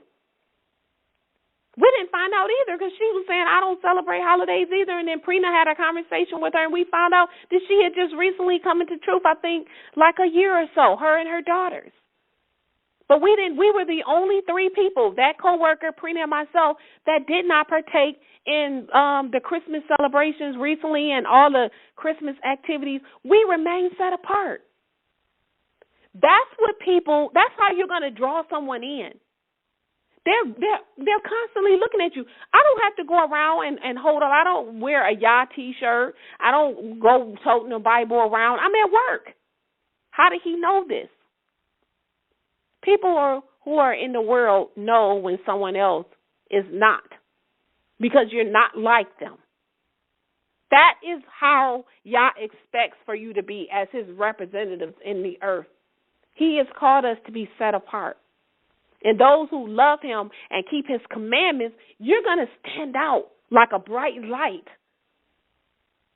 because everybody else is walking in darkness. They're going to be like, wow, this is a bright, have you ever seen a bright light and you got to put your hands over your eyes? Like, wow, it's getting ready to blind me. The sun is so bright. A lot of times people who are walking in darkness don't even want to be around you, because you're a constant reminder of what they should be doing. 1 John chapter 5, verse 4 reads, because everything having been regenerated of Yah overcomes the world, and this is the victory which overcomes the world, even our faith. We are supposed to be regenerated.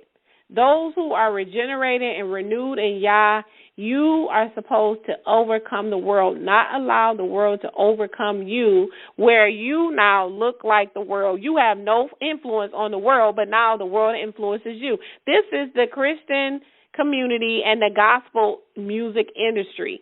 This is the reason why they all came after Kim Burrell. This is the reason why they were all attacking her. No one from the gospel music industry came to her aid. Nobody from the Christian community came to her aid. She was left out there to fry alone, because they were worried about their money and worried about their careers. They were being cowards. The world has overcome them, because many of these so-called gospel Christian artists don't even believe in the Bible. They're doing all kind of songs with everybody that's worldly.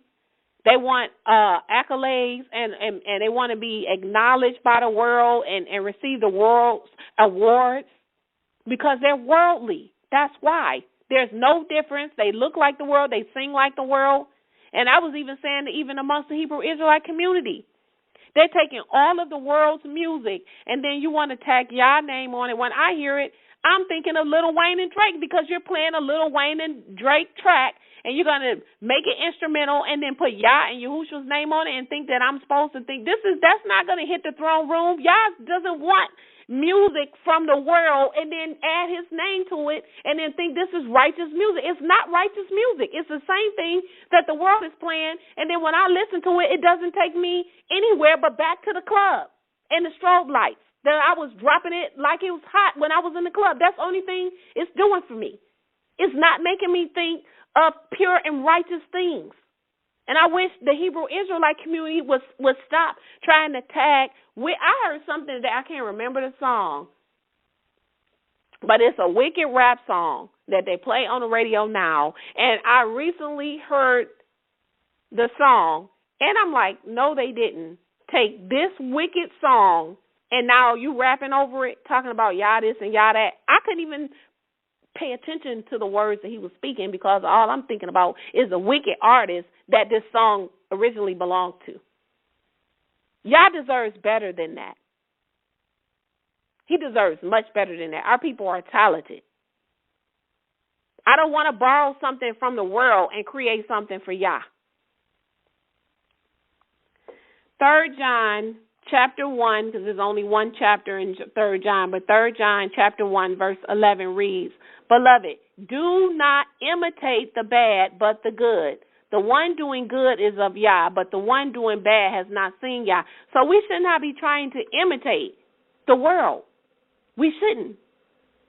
As believers, there are many things, or there may be things that are in the world that may not be sinful, or there may be things that may not be unlawful for us to do, but because they may not reflect the love that we have for Yah, or they may not reflect our Father Yah in a good light. So because of this, we refrain from doing them because we don't want to make his name blasphemed before the heathen. I hope I'm explaining this right, because Paul talked about there's some things that he says that are not unlawful to do, but are they really profitable? Paul talked about that. Just because you have the right to do something doesn't mean you should do it, especially if it causes others to stumble or to question Yah and the faith as a whole. Because if it does, we need to stay away from those things. Yah, he's asking for more from us. We have to stop being mediocre and begin walking in the spirit of excellency. And we have to begin putting him first. We talked about this lesson a couple of weeks ago in the first fruits lesson that I did, and putting him first and stop putting people and other things that don't matter ahead of him. Why? Well, because he first loved us. It tells us in 1 John 4:19 that we loved him because he first loved us. I want you to go in your Bibles, go to Deuteronomy chapter 7, and we're going to read verses 6 through 12. Deuteronomy chapter 7, verses 6 through 12. Deuteronomy 7:6 says, For you are set apart people to Yah, your Most High. Yah, your Most High, has chosen you to be his own treasure out of all the people on the face of the earth. Yah did not set his love on you or chose you because you were more in numbers than the other people, for you were the fewest of all people, but because Yah loved you, because he kept the oath which he swore to your fathers. Yah has caused you to go out with a strong hand and redeem you from the house of slaves, from the hand of Pharaoh, king of Egypt. Because of this, in verse 9, know that Yah, your Most High, he is Yah, the faithful one, Almighty, keeping the covenant and mercy to those who love him. See, it says that he keeps his covenant and shows mercy to those who love him. Here's the condition again. And to those who keep his commandments to 1,000 generations, and repaying to his face those that hate him, to destroy him. He will not delay. He will repay him who hates him to his face. He calls hating him not keeping his commandments. He says when you disobey him and you don't keep his commandments, you hate him to his face. Deuteronomy 7 verse 11 says, And you shall keep the commandments and the statutes and the judgments which I am commanding you today to do them. And it shall be, because you hear judgments and keep and do them, even Yah, your Almighty, will keep you with the covenant and the mercy which he swore to your fathers. So again, these are the conditions. These are the conditions. That's why his face is against Israel now. That's why all our men and daughters have been getting killed like we have recently. And Yah, his face is turned. That's why nothing is happening. He's not fighting for us anymore. His face is against you, Israel, because you're not listening. Judges chapter 2, verses 20 through 23. Judges chapter 2, verses 20 through 23.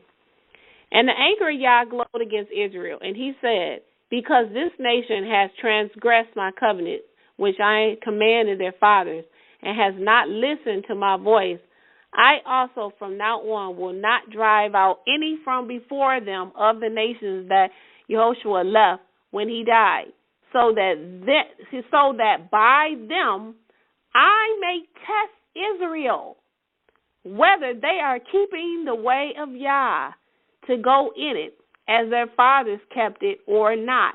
And Yah left those nations without dispossessing them quickly, and he did not deliver them into the hand. So we see here that Yah is saying that he was angry with Israel because we transgressed his covenant. We broke the covenant that our forefathers made. We wouldn't listen to them. So he said, you know what, from now on, since y'all don't want to listen to me, I done brought you out. I showed you how much I love you, and you still want to transgress the covenant that you shouted and screamed with trumpets and ram's horn and said that you was going to follow me. He said, well, you know what? I'm not, from now on, when nations come after you, I'm not going to drive them out from you like I did before. He said, when Joshua was with you, I drove them out. But, I'm not going to do it anymore. When Joshua was with you, I drove them out. But he says, you know what, I'm not going to do it like I did before. Before, when you cried out, oh, Father, please, and then Yah would deliver them into our hands, have mercy on us because he loved us. But he said in Judges chapter 2, verse 22, he says, I'm not going to do that anymore. I'm not going to just get rid of the people so quickly. He said, I'm going to test you to see if you're going to keep my ways. I'm not going to get rid of those other nations. So he's saying here, I'm going to leave. So that right now, he's not removing any nations from before us. We're right here in the midst of all of the heathens, and we're being tested right now to see if we're going to keep his way in the midst of all the heathens that he has scattered us from the four corners of the earth. He said, I'm not gonna remove those nations as quickly as I did before. I'm not gonna deliver them, into your hands like I did before when you were with Joshua. I'm not gonna do that. I'm gonna leave them there so that I can test Israel to see whether you're going to keep my way. And what are our people doing? We're doing nothing but following after the heathens. When he told us, learn not the way of the heathens, we're doing everything in our power to not only learn the way of the heathen, but we're going out of our way to be like the heathen and get upset with Yah's servants when they come to you and tell you that Christmas, Easter, celebrating birthdays is pagan. They get upset with you. They get puffed up and they like, you know what, I'm doing this anyway. That's why he said, let the filthy be filthy still. Let them still be filthy. If they want to be filthy still in these end times and I'm on my way back, let them continue wallowing in the mud. And then when I come back and they stand and tell me why I did all this, he's going to say, depart from me. He says, let the pigs stay in the mud. Stop arguing with pigs. He said, stop throwing your pearls before swines. You don't tell them they don't want it. They want to keep doing it. Let them stay in there because they're not hurting you. They think they're hurting you by continuing and celebrating birthdays, Easter, Christmas, and holidays. They're not hurting you. They think they are. They're only hurting themselves because you're going to be a witness against them on Judgment Day. They're not going to say, I didn't know, because he's going to replay everything because everything that you do is being recorded in the book of remembrance. So you're not going to be able to get away with, I didn't know. That's not going to fly by with him. Judges chapter 3:1 says, and these are the nations which Yah left in order to test Israel by them, all who did not know all the wars of Canaan. So again, this is another scripture where Yah is testing Israel among the nations to see what we're going to do. Do you not think that it's the same thing that's happening now? We're being tested over here in Mystery Babylon and over here in America right now. This is what's happening right now. We over here, he hasn't delivered us. How many candlelight vigils have we had? How many million marches have we had? How many kumbayas and holding the hands? And how many of those have we had? How many marches have we had? How many protests have we had? How many times we sit up and cry in Sunday church? Oh, God, Father, help us. Our daughters and our sons are being killed in the street. You reject His knowledge? He said, I'm going to reject your children. That's why Sandra Bland, Mike Brown, all the others, is countless. We're being tested. You can't cry out for Mike Brown, Sandra Bland, and all the other Trayvon Martins and all the others, and then go back and eat your pork chop sandwich and think that Yah's getting ready to lift up the curse. He's not. He's not going to do it. Your love for Yah cannot be split. He says, I have espoused you, Israel, to one husband. We are espoused. The marriage has not taken place. We are in covenant. We are engaged. We were redeemed back with the precious shed blood of our Mashiach, Yahushua Mashiach.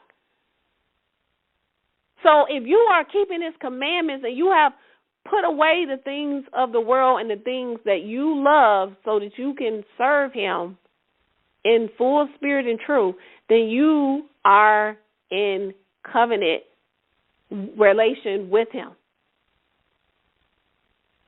You're in covenant relationship with Him. But you cannot be split between two husbands. You can't serve two masters. You can't serve Yah and the world. You can't be in covenant with Him and in bed and with the world whoring like a whore and be an adulterer at the same time. You can't have other gods before His face and love Him with all your heart, mind, and soul at the same time. We can't even do that in our earthly relationship. You can't tell your spouse you love him and then you whoring and sleeping with somebody else behind his back. That's not love. That's hate.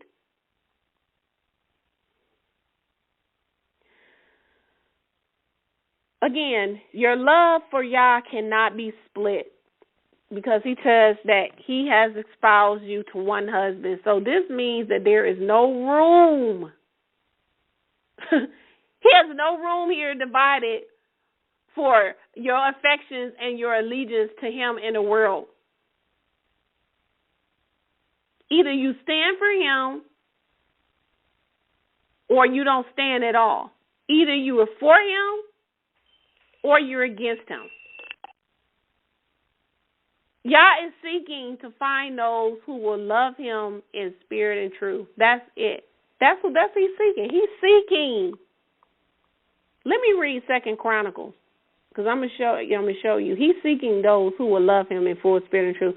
Go to 2 Chronicles chapter 16 and verse 9. 2 Chronicles 16 and 9. It says, "For the eyes of Yah run to and fro in all the earth in order to be strong for those whose hearts are perfect towards Him." He says, you have acted foolishly in this. For this reason, from now on, there shall be wars with you. But that first part of that verse says that His eyes run to and fro in all the earth in order to be strong for those whose hearts are perfect towards Him. Those who love Him with all their heart. Again, Yah tests to see who truly loves Him. Go to Deuteronomy chapter 8. Quickly go to Deuteronomy chapter 8, and we're going to just be reading a few scriptural verses in Deuteronomy chapter 8. Deuteronomy 8, and I want to begin with verses 1 and 2, and then we're going to skip down to 5 and 6. Deuteronomy 8, verse 1, it says, "You shall be watchful to do every commandment which I am commanding you today, so that you may live and may multiply and may go in and possess the land which Yah has sworn to your fathers. And you shall remember all the way which Yah your Most High has caused you to go these 40 years in the wilderness, in order to humble you, to try you," meaning you're being tested, "to know that which is in your heart, whether you will keep His commandments or not." So He's saying, look, don't forget all the things that I have told you, everything that I've told you. I have told you who I am. I've given my commandments to you. I've shown you the way of life.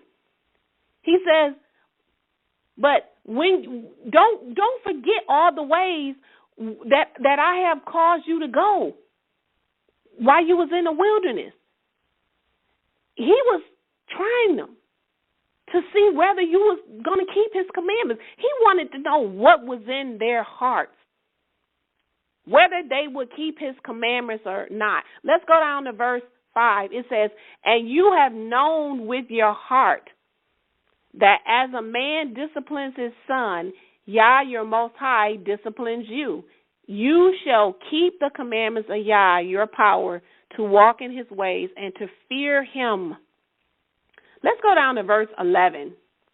Take heed to yourself, and lest you forget Yah, your power, so as not to keep his commandments and his judgments and his statutes, which I am commanding you today, that when you have eaten and are satisfied and have built goodly houses and have lived in them, and when your herds and your flocks multiply, and your silver and your gold have multiplied, and all that you have is multiplied, then it rises up in your heart, and you forget Yah. So here, he's saying, take heed unless you forget the Most High Yah and not keep his commandments. This is what many of us do. When you get satisfied, you think, okay, I'm living good, like it says in verse 12. I got a nice house to live in. I'm eating good. I don't have to worry about no food. But I got a job. Everything is taken care of, and everything is starting to grow. Business starting to grow, and then you start getting proud of your heart, and then you forget Yah, because you start to think this is coming from you. You forget that where your blessings is coming from. He said, don't forget, don't get puffed up. Don't think because you have all your needs being met and then is exceeding, and then you forget me. You forget who I am and what I have commanded. Let's go to verse 17. That you not say in your heart, my power and the might of my hand have made for me this wealth.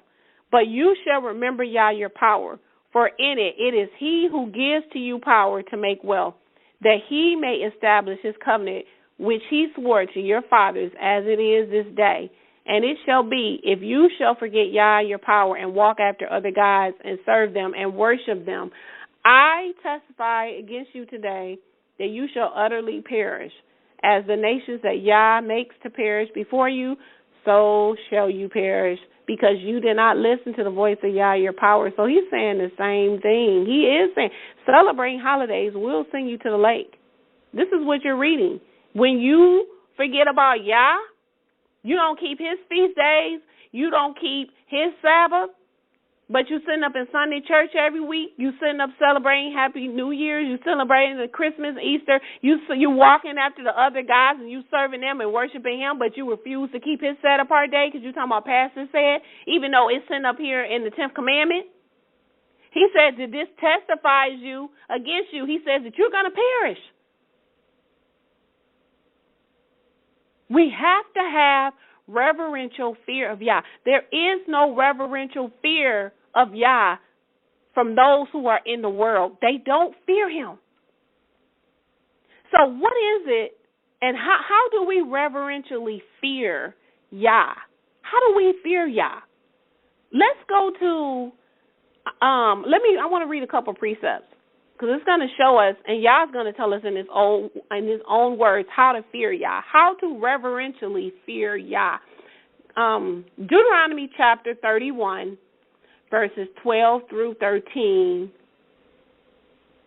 And then we're going to read Deuteronomy chapter 6, verses 1 through 9, verses 13, and then verses 18 through 25. So let's go first to Deuteronomy chapter 31, verses 12 and 13.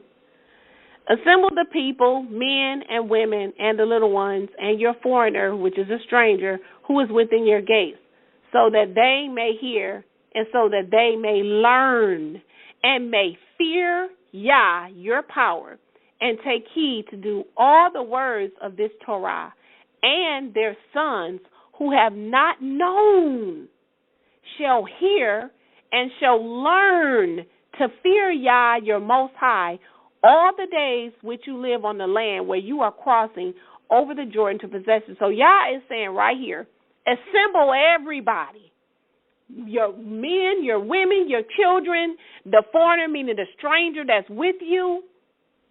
He says, assemble all of them so they can come together and hear the word of Yah, that they may learn of who he is and learn to fear him, have reverential fear of him. Why? To do what? To take heed to do all the words of his law, of his Torah. Why? So that their sons, those who have not known, those who are not even born yet, when they are born, they shall hear and learn to fear Yah, your Most High, all the days. How do they learn? Because you, the parent, are responsible for training up your child in the way that they may go, and when they're old, it will not depart. Your children are not going to know how to serve Yah if you yourself don't know how to serve Yah, or if you know how to serve Yah and you are not teaching your children how to reverentially fear Yah. I teach my son. I've been teaching him since he was in the womb. I was reading the word of Yah to him, praying over him, before he even came out the womb, praying when he was a baby, singing songs and hymns to him, reading the word. And then one day I was praying, and he could barely talk, and I'm saying the prayer, and he and he trying to say the prayer with me. He remembering it because I've been saying it since he was born. That you train your children up, and you teach them how to fear Yah. They don't grow up knowing how to do that. We were inherently wicked since the fall of mankind. That's all men want to do is wickedness. You have to train your children how to serve Yah, how to fear Yah. This is why he said that your sons who have not known him, when you teach it to them, they're going to hear and they're going to learn to fear Yah.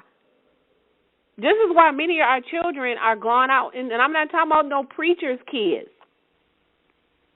Because it's a reason why they're the way that they are. Their parents are telling them the law's done away with, so of course they're going to be out here doing the things they're doing. This is not saying that people don't go off. But if you truly have put that word in them, he said it's not going to return void. And I'm not talking about the Sunday message that they teaching in church. That can't keep a cat. Deuteronomy chapter 6, verses 1 through 9. Deuteronomy 6, 1 through 9. I'm going to start with 1. Now this is the commandment, the statutes, and the judgments which Yah, your Most High, commanded to teach you, to do them in the land which you are crossing over to possess it, that you might fear Yah, your Most High, to keep all his statutes and his commandments which I command you, you and your sons and your sons' sons, all the days of your life, that all your days may be prolonged.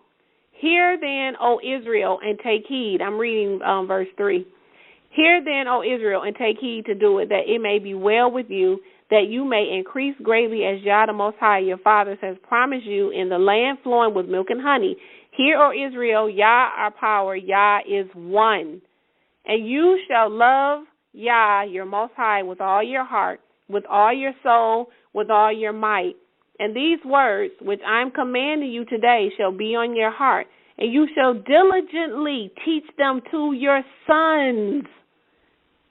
And you shall speak of them as you sit in your house, and as you walk by the way, and as when you're lying down, and as when you're rising up. So you're supposed to be teaching and speaking about the word of Yah when they get up in the morning, before they go to bed at night, when you're walking by the way, talking about Yah's word, teaching them and putting that word in them. It says in verse 8, and you shall bind them for a sign on your hand, and they shall be frontlets between your eyes, and you shall write them on the doorposts of your house and on your gates. Let's go down to verse 13. And you shall fear Yah, your Most High, and shall serve him, and you shall swear by his name. Verse 18. And you shall do the right thing and the good thing in the eyes of Yah, so that it may be well with you, and that you may go in and possess the land which Yah, your Most High, has sworn to your fathers, to drive out all your enemies from before you, as Yah has spoken. And when your son asks you hereafter, saying, now this is when your son, because this happened. My son asked me this one day. When your sons ask you hereafter, what are the testimonies and the statutes and the judgments which Yah, your Most High, has commanded you? Then you shall say to your sons, We were Pharaoh's slaves in Egypt, and Yah brought us out of Egypt with a strong hand. Yah gave signs and great and grievous wonders on Egypt and on Pharaoh and all his household before our eyes. And he brought us out from there in order to give us the land which he swore to our fathers, verse 24. And Yah commanded us to do all these statutes, to fear Yah, our power, from our good fathers. To fear Yah, our power, for our good forever, to keep us alive as today. And it shall be righteousness for us when we take heed to do all these commandments before Yah, our power, as he has commanded us. So when your children are asking you, what's the meaning of this? What's the testimony? Why do I have to do this? My son asked me this because I'm always talking about Yah and the word to him and making sure he reads and say the commandments before he go to bed and do all these things. And one day he was like, why do I have to keep saying this? Why do I have to keep doing this? And I took him right to where it said here, and I had him read verses 18 through 25. And he said, oh, but he didn't know that.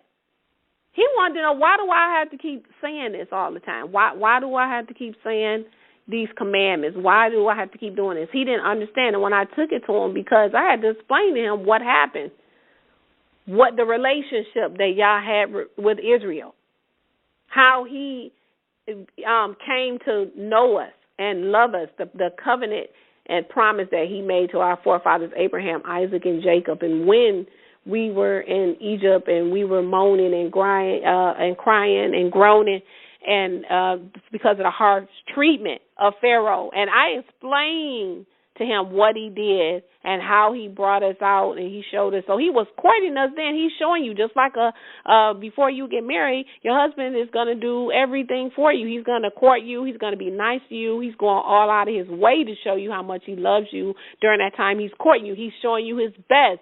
And eventually you start falling in love with him, like, wow, he really does love me. Look what he did for me. And then he asks you to marry him. You accept the marriage proposal. Now you're espoused. Okay, we became espoused. And then when we enter into the marriage agreement, we said in Exodus 19, 3-8, all that Yah has said we will do, but we didn't do it. That was our doom when we entered into that marriage covenant with the Father. But we chose not to obey him. We disobeyed the covenant. So let's talk about loving him with all our heart and our mind and soul. We talked about earlier, we said we were going to talk about the difference because we're almost done here. What's the difference between the heart and the mind and the soul? He says, love me with all your heart, love me with all your soul, and love me with all your mind and your might. Okay, what's the difference between the three? So I'm just going to go over this quickly. I've said this before. The heart is the very core of who you are. Our heart is the source of our feelings, our intentions, and it also condemns us. We feel condemnation or guilty when we've done something wrong, and the scriptures tells us that whatever is in our heart is what we're going to do. So the heart also includes our will and our willingness to obey and love the Father Yah the way that he requires and has commanded us to love him. So today, for many of us, we love many things, and we have many things in our heart that we love more than Yah, and we have to come to that realization. I want to read a precept quickly. 1 John chapter 3, verses 18 through 24. 1 John chapter 3, verses 18 through 24. It says, my little children, let us not love in word or in tongues, but in deed and in truth. And in this we shall know that we are of the truth, and shall persuade our hearts before him. That if our heart condemns us, and this is what I was just saying, that your heart it actually condemns you when you're doing things that's wrong.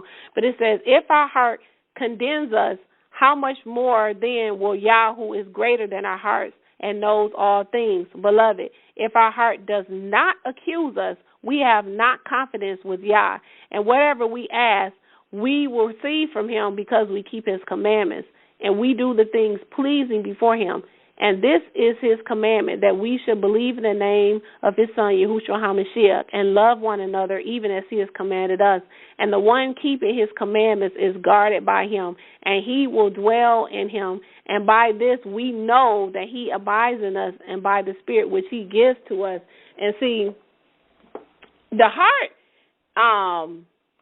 it discerns who you truly are, and what's really in your heart is what you're going to do. And even the things that you say, you're not going to say something that's not in your heart. And I'm looking up this scripture here, because the heart, it discerns the true intentions. And I thought I had it here, but I'm here. Okay, here it is. Let's quickly go to Hebrews chapter 4. And we're going to read verse 12. Hebrews 4 and 12. For the word of Yah is living and active, sharper than any double-edged sword. It pierces even to dividing soul and spirit, joints and marrow. It is able to judge the thoughts and intentions of the heart.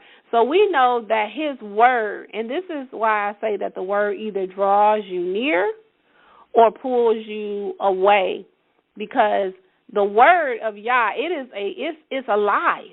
He said it's sharper than a two-edged sword, and so it's sharp enough to divide the soul and the spirit, the joints and the marrow. It is able to judge the thoughts and the intentions of your heart, like what is truly in your heart to do. He is able to judge that. Let's talk about loving Yah with all your soul. The soul.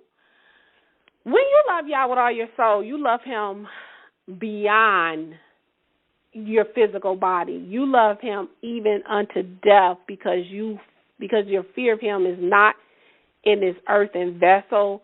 It extends beyond this world. When you love him with all your soul, you love him from that part of you that lives beyond death. It means you love him so much that you care what happens, not only to your soul, but to the souls of those that belong to him after it departs from your body. That soul is the living, breathing part of you. If we read Genesis chapter 2 and 7, we're told in Genesis 2 and 7 that Yah says, I formed man of the dust from the ground and breathed into his nostrils the breath of life, and that man became a living soul. You became a living soul when he breathed that life into you. That is the part of you that is alive. That's the part of you. Your soul is a part of you that lives on beyond death. We're in this fleshly body, okay? But when this fleshly body goes to the ground, your soul does not die. Your soul goes back to the Father. That is the living, breathing part of you that the Most High breathed in you when you came back from the ground. When you came from the ground, so we came from the ground, and back to the ground we shall go. But the soul that was breathed into you goes back to the Father until he decides your final resting place, depending on how you live your life on this earth. And so before the fall of mankind, our souls were in perfect harmony with the Father Yah. We knew nothing outside of his will for us to know. But after man disobeyed Yah and partook from that the tree of forbidden knowledge, the tree of knowledge of good and evil, now we have our own opinions, we have our own will, we have our own way of thinking, thus leading us to making our own decisions and our own thinking apart from Yah. And the majority of the time is wrong. What we think and what Yah thinks is different, which now leads us to how do we love him with all our mind? What about the mind? How are we loving him with all of our mind? Well, your mind is right thinking about Yah. It's your thoughts. It's your beliefs about him. Because whatever you believe or whatever your thoughts are about who he is, and not just, my mind, I'm thinking about him all the time. I'm getting a little bit deeper than just I love him with all my mind because he's on my mind all the time. I'm talking about your right thinking about Yah when I say loving him with all of your mind. What are your beliefs? What are your thoughts about who he is? because that's pretty much going to determine what you do. Whatever it is that you're thinking, whatever your thoughts and your beliefs are, if it's not a right thinking, that's going to determine what you do. And again, as I just stated, most of the time, what we think is wrong. This is why Yah said in Isaiah 55, verses 6 through 9, he says the following: Seek Yah while he may be found. Call you upon him while he is near. Let the wicked forsake his way, and the unrighteous man his thoughts, and let him return unto the Most High, and he will have mercy upon him, and to our Yah, for he will abundantly pardon. He says in verse 8, Isaiah 55 and 8, for my thoughts are not your thoughts, nor are your ways my ways, says the Most High. For as the heavens are higher than the earth, so are my ways higher than your ways, and my thoughts are higher than your thoughts. So Yah is saying, look here, my ways are not your ways. My thoughts are not your thoughts, because my thoughts are higher than your thoughts. How often do we hear people say this? This is why many falsely think that because Yah is love, oh, God is love, then therefore that means he really doesn't care if I break his commandments. These are going to be the same foolish virgins that are going to stand before our Messiah in Matthew 7, telling him about all the things that they thought would get them into the kingdom of heaven apart from keeping the law. What we think doesn't matter. So when you love Yah with all your mind, it has to be right thinking. What do you think about him? What are your thoughts about him? Because your body follows whatever is in your heart, in your soul, and in your mind. This is why a lot of times when I'm seeking certain things, I have to begin to say, I'll pull down imagination of every high thing that exalts itself against the knowledge of Yah, and bring into captivity every thought to the obedience of Yahushua HaMashiach. Sometimes you have to bring those thoughts into the obedience of what his word is, because maybe my thinking and my thoughts don't line up with his thinking and his thoughts. You have to have right thinking. That's what it means when he says to love him with all your mind. When you love Yah with all your heart, your deepest thoughts will align with his perfect will as it is outlined in his words. Your thoughts will be of him and the things that are of him. But when it's not, then this is when deceptions come in. This is why we have people now under the strong delusion, because they now have a distorted way of thinking, a distorted thinking or distorted thoughts of who he, the Father Yah, and his son Yahushua is. And I just want to give you an example of this. Let's quickly go, and I want everybody to go to their Bibles. Go back to Matthew chapter 22, and we're going to read verses 35 through 46. Matthew chapter 22, and we're going to read verses 35 through 46. Okay, again, our Messiah is dealing with the hypocritical Sadducees and Pharisees. He has just silenced the Sadducees, and now the Pharisees are gathered up against him, and this is what they're asking him in verse 35. The Pharisees are trying to test him. It says, and one of them, a lawyer, questioned him, testing him, and saying, Teacher, which is the great commandment in the Torah? And Yahushua said to him, You shall love Yah your power with all your heart, and with all your soul, and with all your mind. This is the first and great commandment. And the second is like it. You shall love your neighbor as yourself. On these two commandments, all the Torah and the prophets hang, and I explained that earlier. Verse 41. But the Pharisees, having been gathered, Yahushua questioned them. So now he's like, oh, y'all trying to question me, you trying to test me. Now he flipped the script on them. Now he's questioning them. Now, for verse 42, he said, what do you think about the Messiah? So now the Messiah is saying, you asking me questions, I'm going to ask you, what do you think? The key word is thinking. He want to see if they have right thinking. What's going on in their mind? He says, what do you think about the Messiah? Whose son is he? And they said to him, David.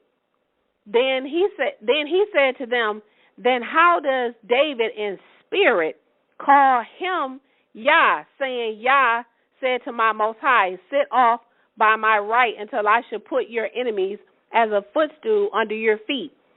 Then if David calls him master, then how is he his son? See, this is clearing up. Brittany, can you come in just for a quick second? To those who try to confuse and trip people up with this seed of Joseph, and he said he was coming through the seed of Joseph with David lineage. Here the Messiah he's tripping them up. They said that the Messiah was David's son. He said, how is he going to be David's son if he's calling him master? How is he his son? And then verse 46, it says what? No one was able to answer him a word, nor did anyone dare that day to question him anymore. He shut them down.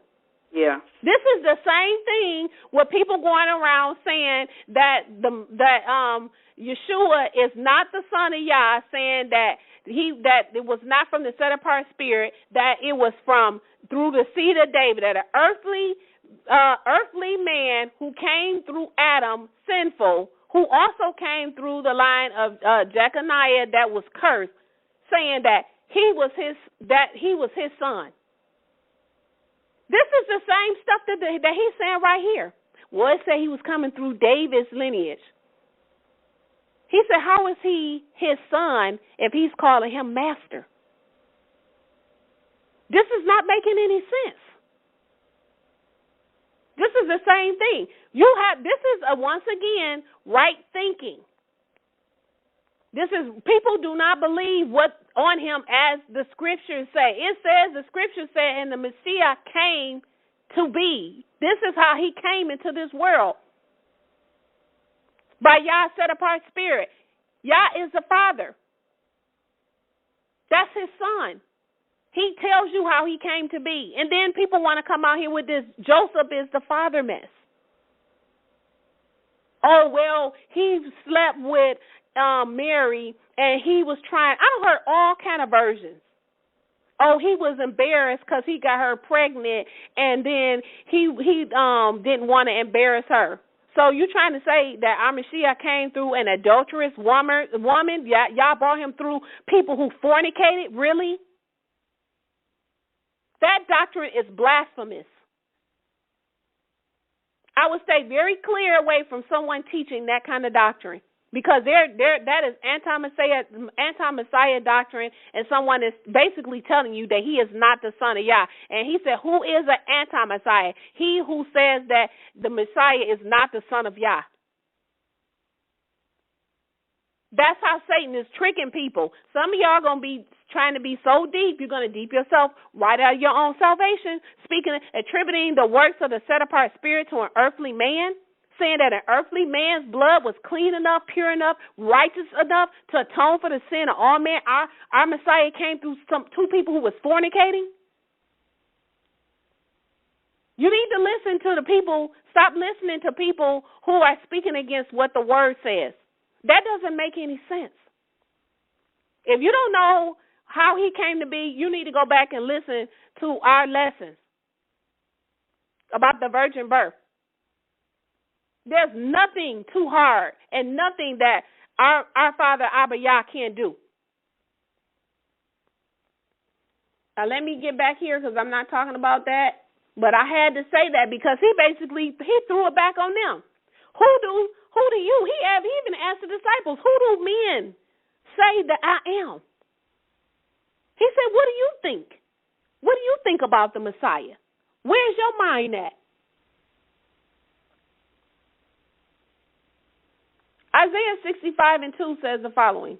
I have spread out my hands all day long to a rebellious people who walk in the way which is not good, following their own thoughts. They're following their own thoughts about what they think and what they believe. I hear people all the time saying, well, I don't really think that. I don't think that. We're not talking about your thoughts. What does his word say? What did he tell you to do? When you love him with all your mind, you're thinking lines up with his will and what his word says. I think whatever he tell me to think, whatever Yah tell me to think, that's what I'm thinking.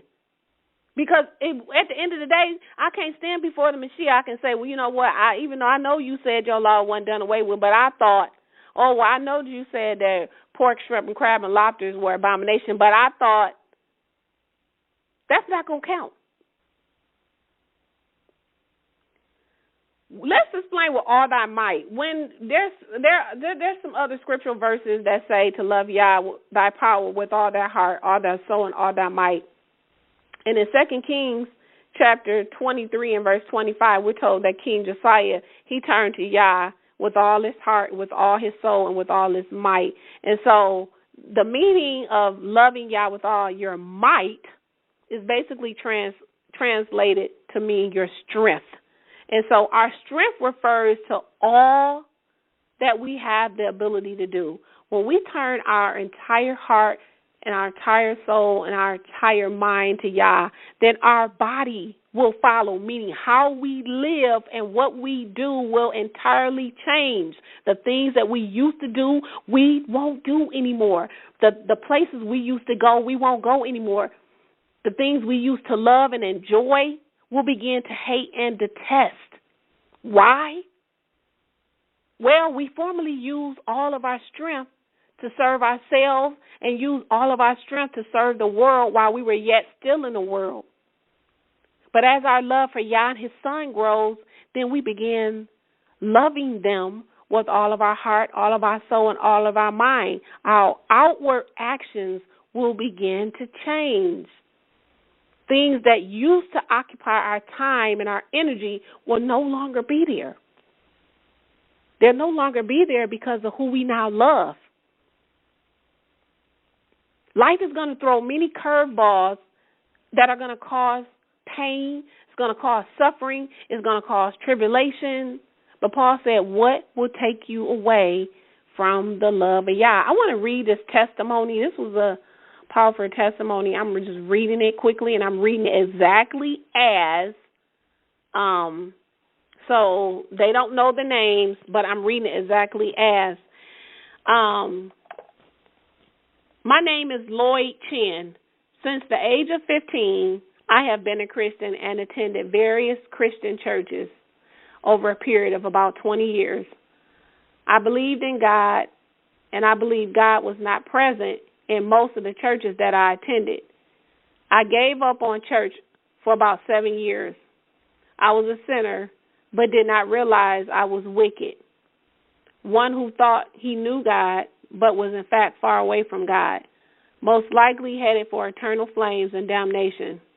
If you knew me personally, I apologize if I hurt you.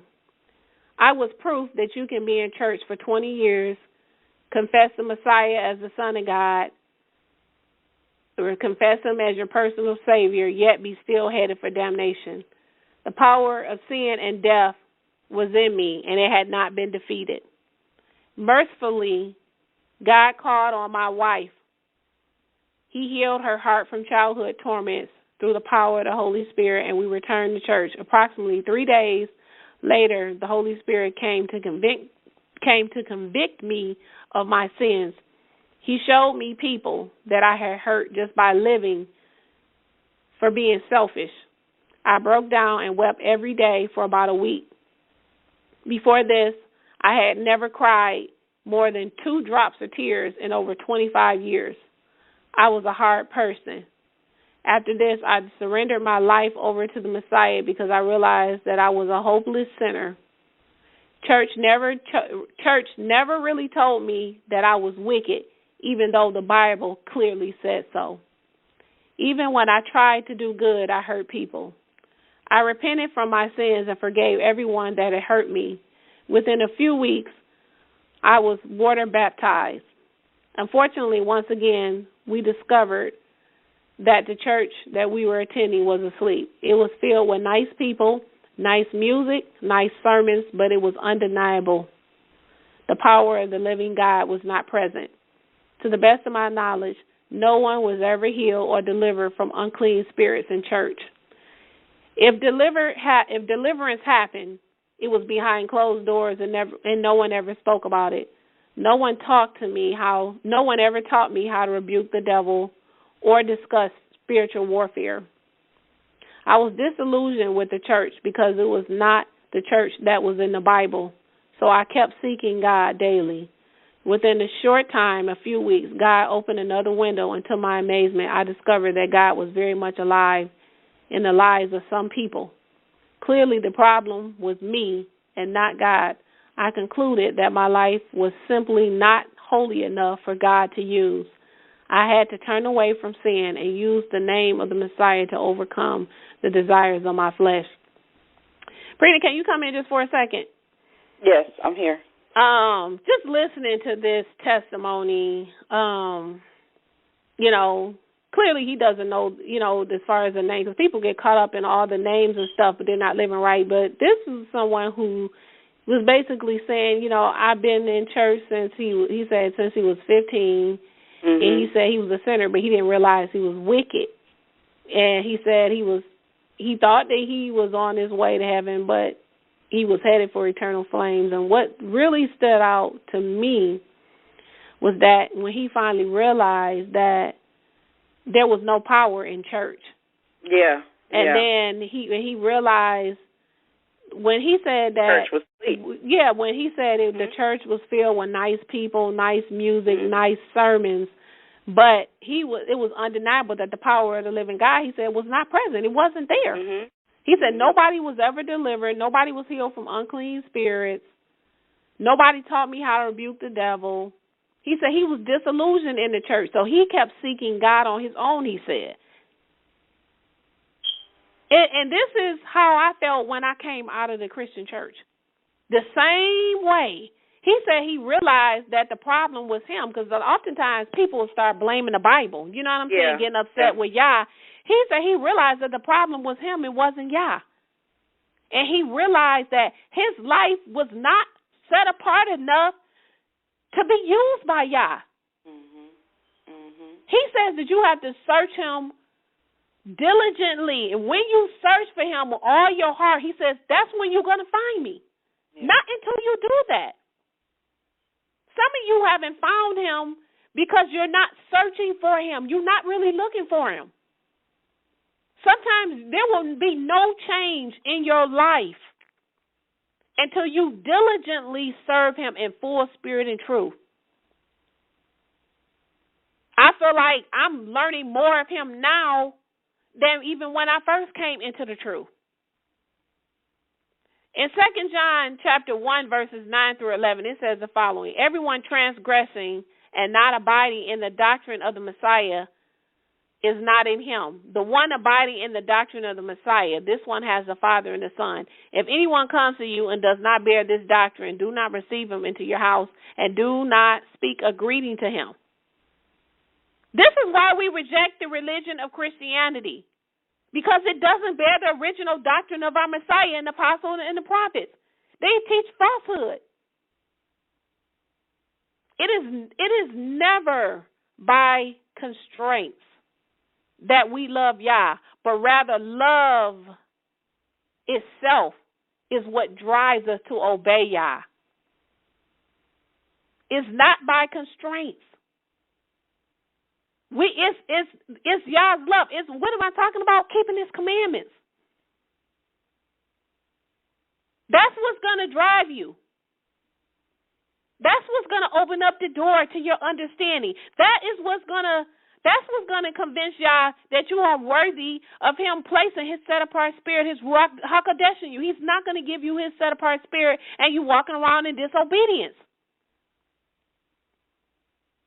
But this is not what you hear in Christianity. We hear, you can't keep them laws. Can't nobody keep all them laws. Can't nobody keep all them commandments. It's a burden. It's too hard. That's what they tell you, and I know. I challenge anybody that's still in there to say that's not true. It's true because I was in it. Even when I came into the truth. One year in 2008 when I was teaching at a library, And I had a Christian knock on my door, and he saw my objectives on the board for what I was going to be teaching for the class, and he was like, I was just looking at what your objectives. He was like, I'm a deacon at a church, and I said, okay. He was like, can't nobody keep all them laws. This is what he was telling me. I'm like, who said that?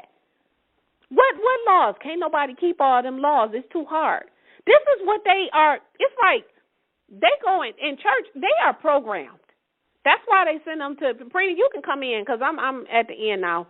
This is why they're programmed in church.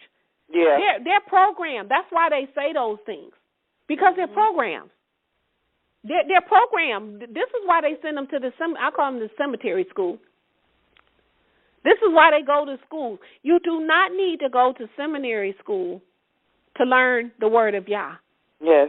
Because what they're learning in those schools is doctrines of demons. They're teaching you how to teach the people that the law's done away with. They're teaching you how to rebel against Yah's word.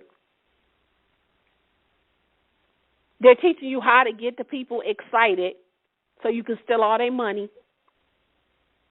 and tell from the same law that's done away with, by the way. Yep. Mhm. They tell you in the Christian churches that his law, you can't keep all them laws. It's too hard. 1 John 5:3 says, for this is the love of Yah, that we keep his commandments, and his commandments are not grievous. His commandments are not grievous to those who keep them. It's only grievous to those who are still in the world, those that are lukewarm, and those who have no desire to love the Most High with all their heart, mind, and soul. To those who live a life that the Bible contradicts, they hate Yah and they hate his laws.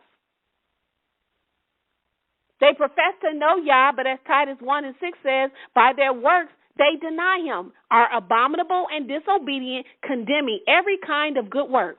That's what they do. They go around condemning those who are doing the work of Yah. I call them the accuser of the brethren spirit, and Israel has that bad. Prina, are you still in? I'm still here. Yeah, Israel has that bad. They do. They're good at doing that. They're going around always trying to find who doing something so they can point out what you're doing wrong, but they're not doing nothing. What are you doing? Are you doing any lessons? Are you teaching anybody? Why are you going around accusing and always looking to find fault in those who are actually have a pure heart towards sharing the truth? You spending all of your time trying to nitpick and find what's wrong. Yeah. Israel is very good with that accuser of the brethren spirit. They're not doing anything. No. They're not trying to share truth. They're just tearing down. Yeah, they're coming to tear down, and they're trying to cause strife, and they don't understand what spirit is operating in them, causing them to do that in the first place. You can't. He says they say they know him. They profess they know him, but he says by their works they deny him. These are those who have a form of godliness but deny the power thereof. These are those who are religious but are unconverted, have no power over sin, and have no desire for godliness. They don't have any. When you love Yah with all your heart, all your soul, all your mind, you live your life in a way that brings honor and high esteem to him. When you love Yah with all your heart, all your soul, and all your mind, you can't live your life as if he doesn't exist. Those who do that, who can live their life like he doesn't exist, they can sin, they can sleep like a baby, they have no remorse, they have no feelings behind the things that they do, they can transgress against Yah and his commandments and don't flinch or wink. I don't know about you, Prina, but when I know I have done something, I am so ashamed to even come before him and grieve. See, that only comes by having this set apart spirit. Because you are grieved if you do anything to transgress his law. Plenty of you think that you're his disciples, but you're not. He says you are only his disciple if you continue in his word. And the key word is continue. That's why he says you must endure to the end to be saved. You have to strive to be pleasing to him. Because he says we have to appear before the judge seat of the Messiah. And he's going to judge you according to all the things that you have done, whether it be good or bad. This is what he says in 1 Corinthians chapter 5, verse 10. We don't have enough people that really fear him. We playing with Yah. We think Yah is a joke. But you're going to find out soon that the joke is going to be on you when he tell you to depart from him. We have so many competing loyalties in our hearts. They take a place in our life where they don't deserve. And then you have no time for Yah. What is competing for your attention in your life? What's competing? What's causing you to disobey him and then foolishly still think that you're going to get into the kingdom?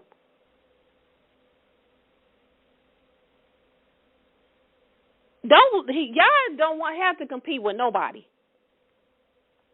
He shouldn't have to. We've talked about this week after week about putting him first.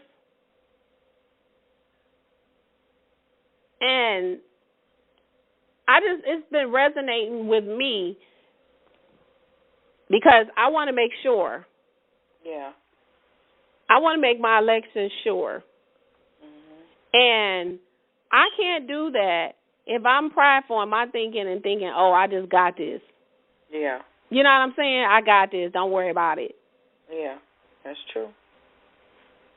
I'm searching daily. Father, what is in me? Please remove it. I pray all the time. Don't let me mess my own self up. Don't even let me do it. Yeah, I pray that too. Block whatever you don't want for me in my life. And I'm going to open up the line. You can press star 6 on your phone. If you have questions, quickly press star 6. Pray that. What were you saying, Prina?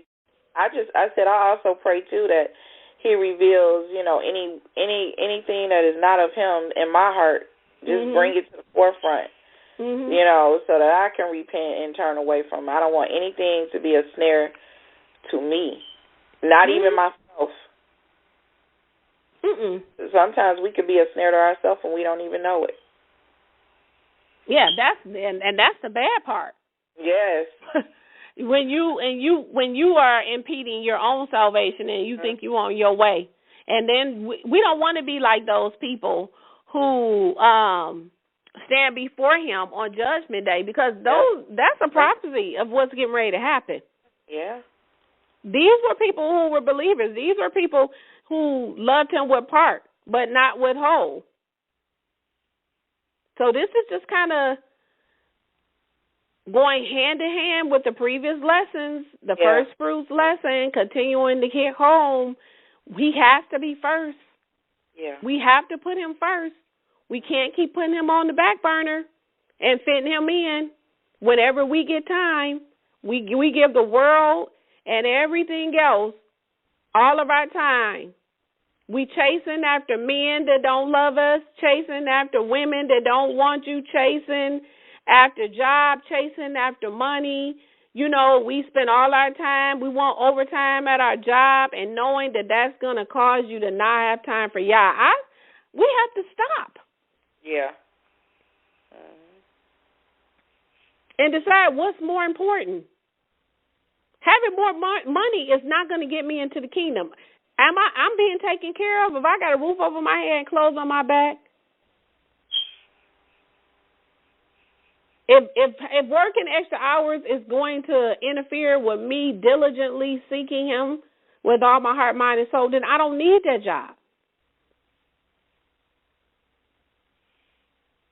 We've been over backwards for people and things that don't even matter. And half the time, these people it's not even worth it. There are people and things that we need to remove from our life.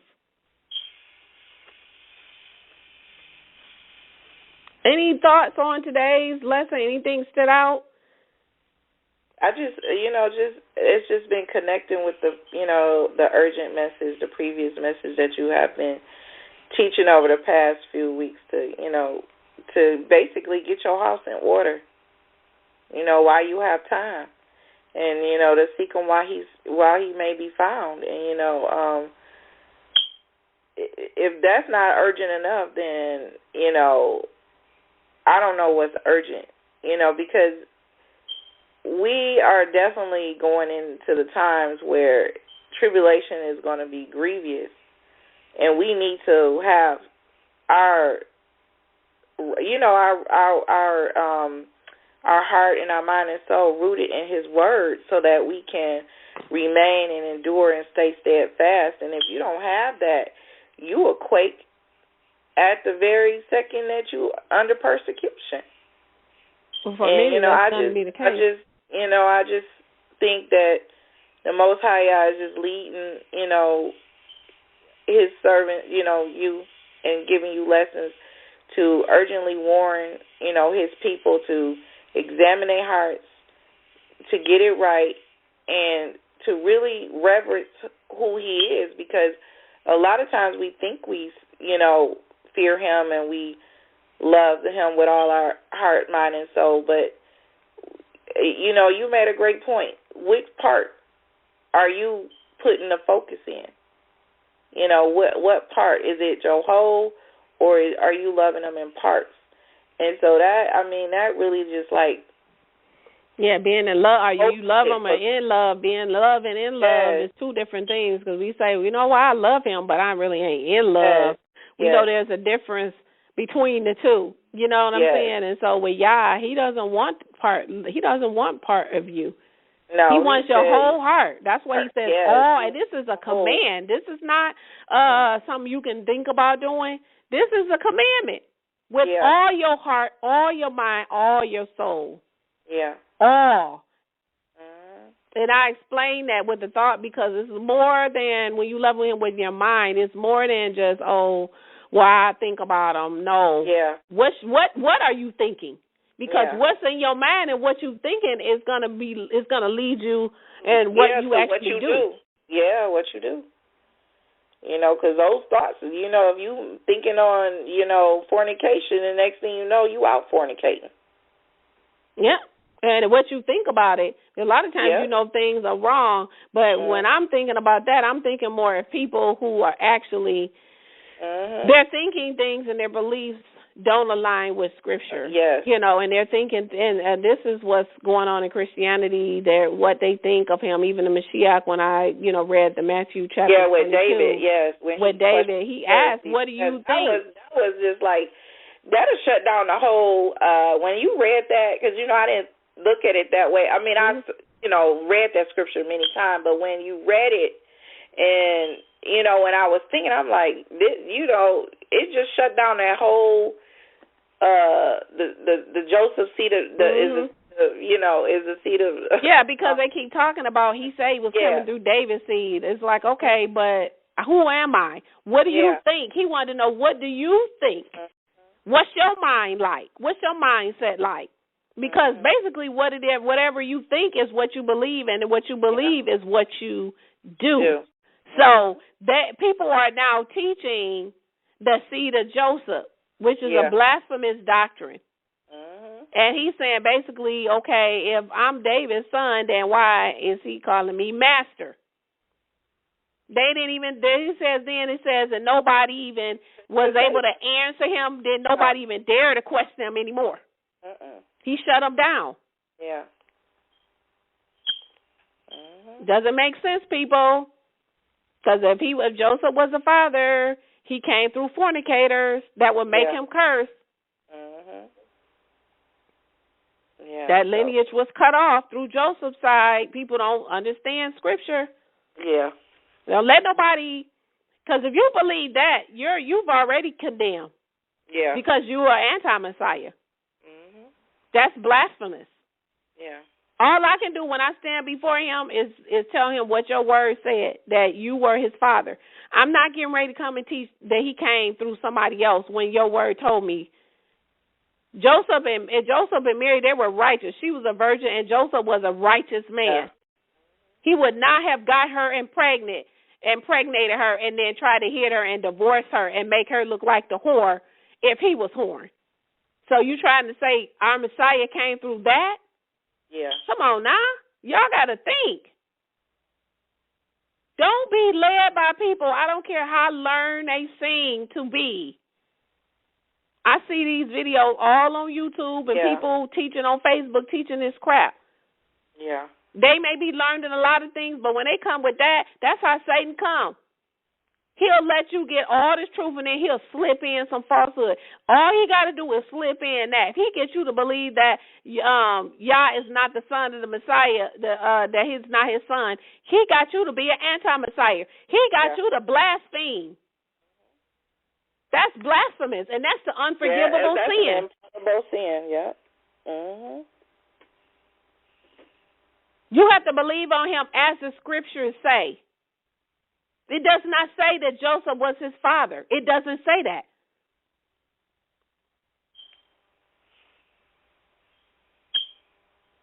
They didn't come together until after he was born. Yeah. Mm-hmm. Mm-hmm. People just, listen to somebody just because somebody, they saying this on GOCC. You can go ahead and follow them. They telling you to flee too. Go ahead and do that. Yeah. Go on and flee and give them all your money. And when they put you over in Egypt somewhere, you be stuck over there. Go ahead. Mm-hmm. So I'm gonna have you end us out with prayer. And thank you to everyone who listened. I'm getting better. I got y'all out. I'm doing better, y'all, ending the show, because I ended today. It was like a little after 5. And so, look, I'm proud. I can get y'all out before 5:30. I'm trying to get better because I told Prina I'm trying to cut it down. To how y'all give it to you and, break it down. This is the Sabbath, so we shouldn't be worrying about the time. No, but I'm trying to do better. I'm trying. But some things is deeper, so you need a little bit more understanding. So yeah, that just comes from me being thorough, me coming from an educational background, and majority of my career I taught kindergartners, so I'm used to breaking everything down and really making sure you understand. And sometimes, and I take my time, and so that's my fault. But for those of you who do listen, thank you. So you go ahead and lead us out with prayer. Okay. And next week we're going to be doing hold on, I'm sorry. Okay. Next week we're going to be doing a special edition show. We're going to be doing talking about the mental illness of the Black church and we have to do this next week. So please join us for our special show next week because the condition of our people. Yeah. It's especially the Eddie Long's death has, and what happened with Kim Burrell has really exposed a lot of things within the Christian church. So I kind of want to talk about this next week. So please join us on next Shabbat. So, Prina, you can go ahead and lead us out. Okay, I'm reading from 1 Chronicles 29, verse 10 through 13, and verse 18. And David blessed Yah before the eyes of all the congregation. And David said, "Blessed are you, O Yah, the power of Israel, our Father, forever and ever. To you, O Yah, be the greatness and the power and the high esteem and the victory and the majesty. For all it is in the heaven and in the earth belongs to you. O Yah, yours is the kingdom, and you lift up yourself to all as head. And the riches and the honor come before you. And you rule over all, and in your hand is power and might, and it is in your hand to make great and to give strength to all. And now our power we are giving thanks to you and giving praise to your high esteemed name. O Yah, the power of Abraham, Isaac, and Israel, our Father, keep this forever for the intent of the thoughts of the heart of your people, and prepare their heart toward you. In Yeshua's name, so be it." In Yeshua's name, so be it. So again, we want to thank you for joining us on this beautiful set-apart day of our Father Yah willing. Next week we'll be back with a special edition show, and it will be more like an open forum type thing next week where we're going to be discussing the mental illness of the so-called black church and just kind of just revealing and exposing some of the things. Yeah. This right now, it's just been so much that has been happening, and it's time for our people to wake up. And as I said before, we only going to speak what the Father gives for us to speak, and we're at a point now where our people need to hear the truth. It's time out for all of the coddling that they're getting. They're getting that every week in Sunday church. They don't need to hear it from us. They need to hear the truth, and those who are His are going to receive it and walk in it. We don't know who are His that are still in the Christian church, but I've been praying, Father Yah, to Yah, that those that are His would come in the path of those who are His true servants, and that they will hear the truth and they will receive it and obey and walk in it. So this is the reason why we deliver it, because I have a lot of Christians who do listen to the show, and I don't know when one day one of my messages may get to them. I don't know that. But all praises be to Yah that they're listening. Yeah. Because if they're listening after some of the stuff I be saying, then I know they must be seeking Him. Because I know sometimes, I've had people say, I haven't been listening, or I might not listen because it's convicting to me. That's a blessing. Because all I'm praying is that you will receive it and you will walk in it. My job, I can't condemn anybody, and I'm not here to. All I'm here to do is to be a vessel to share His truth. And if it convicts you, then find out where in this message what it is He has for you, receive it, and when He reveals it to you, then walk in it. That's it. And so, with that being said, we pray that you all will enjoy the rest of your Sabbath. And may Yah bless and keep you. May He make His face shine upon you and be gracious to you. May He lift up His countenance upon you and give you peace. In Yahushua's name we pray. So be it. Shabbat shalom. So be it.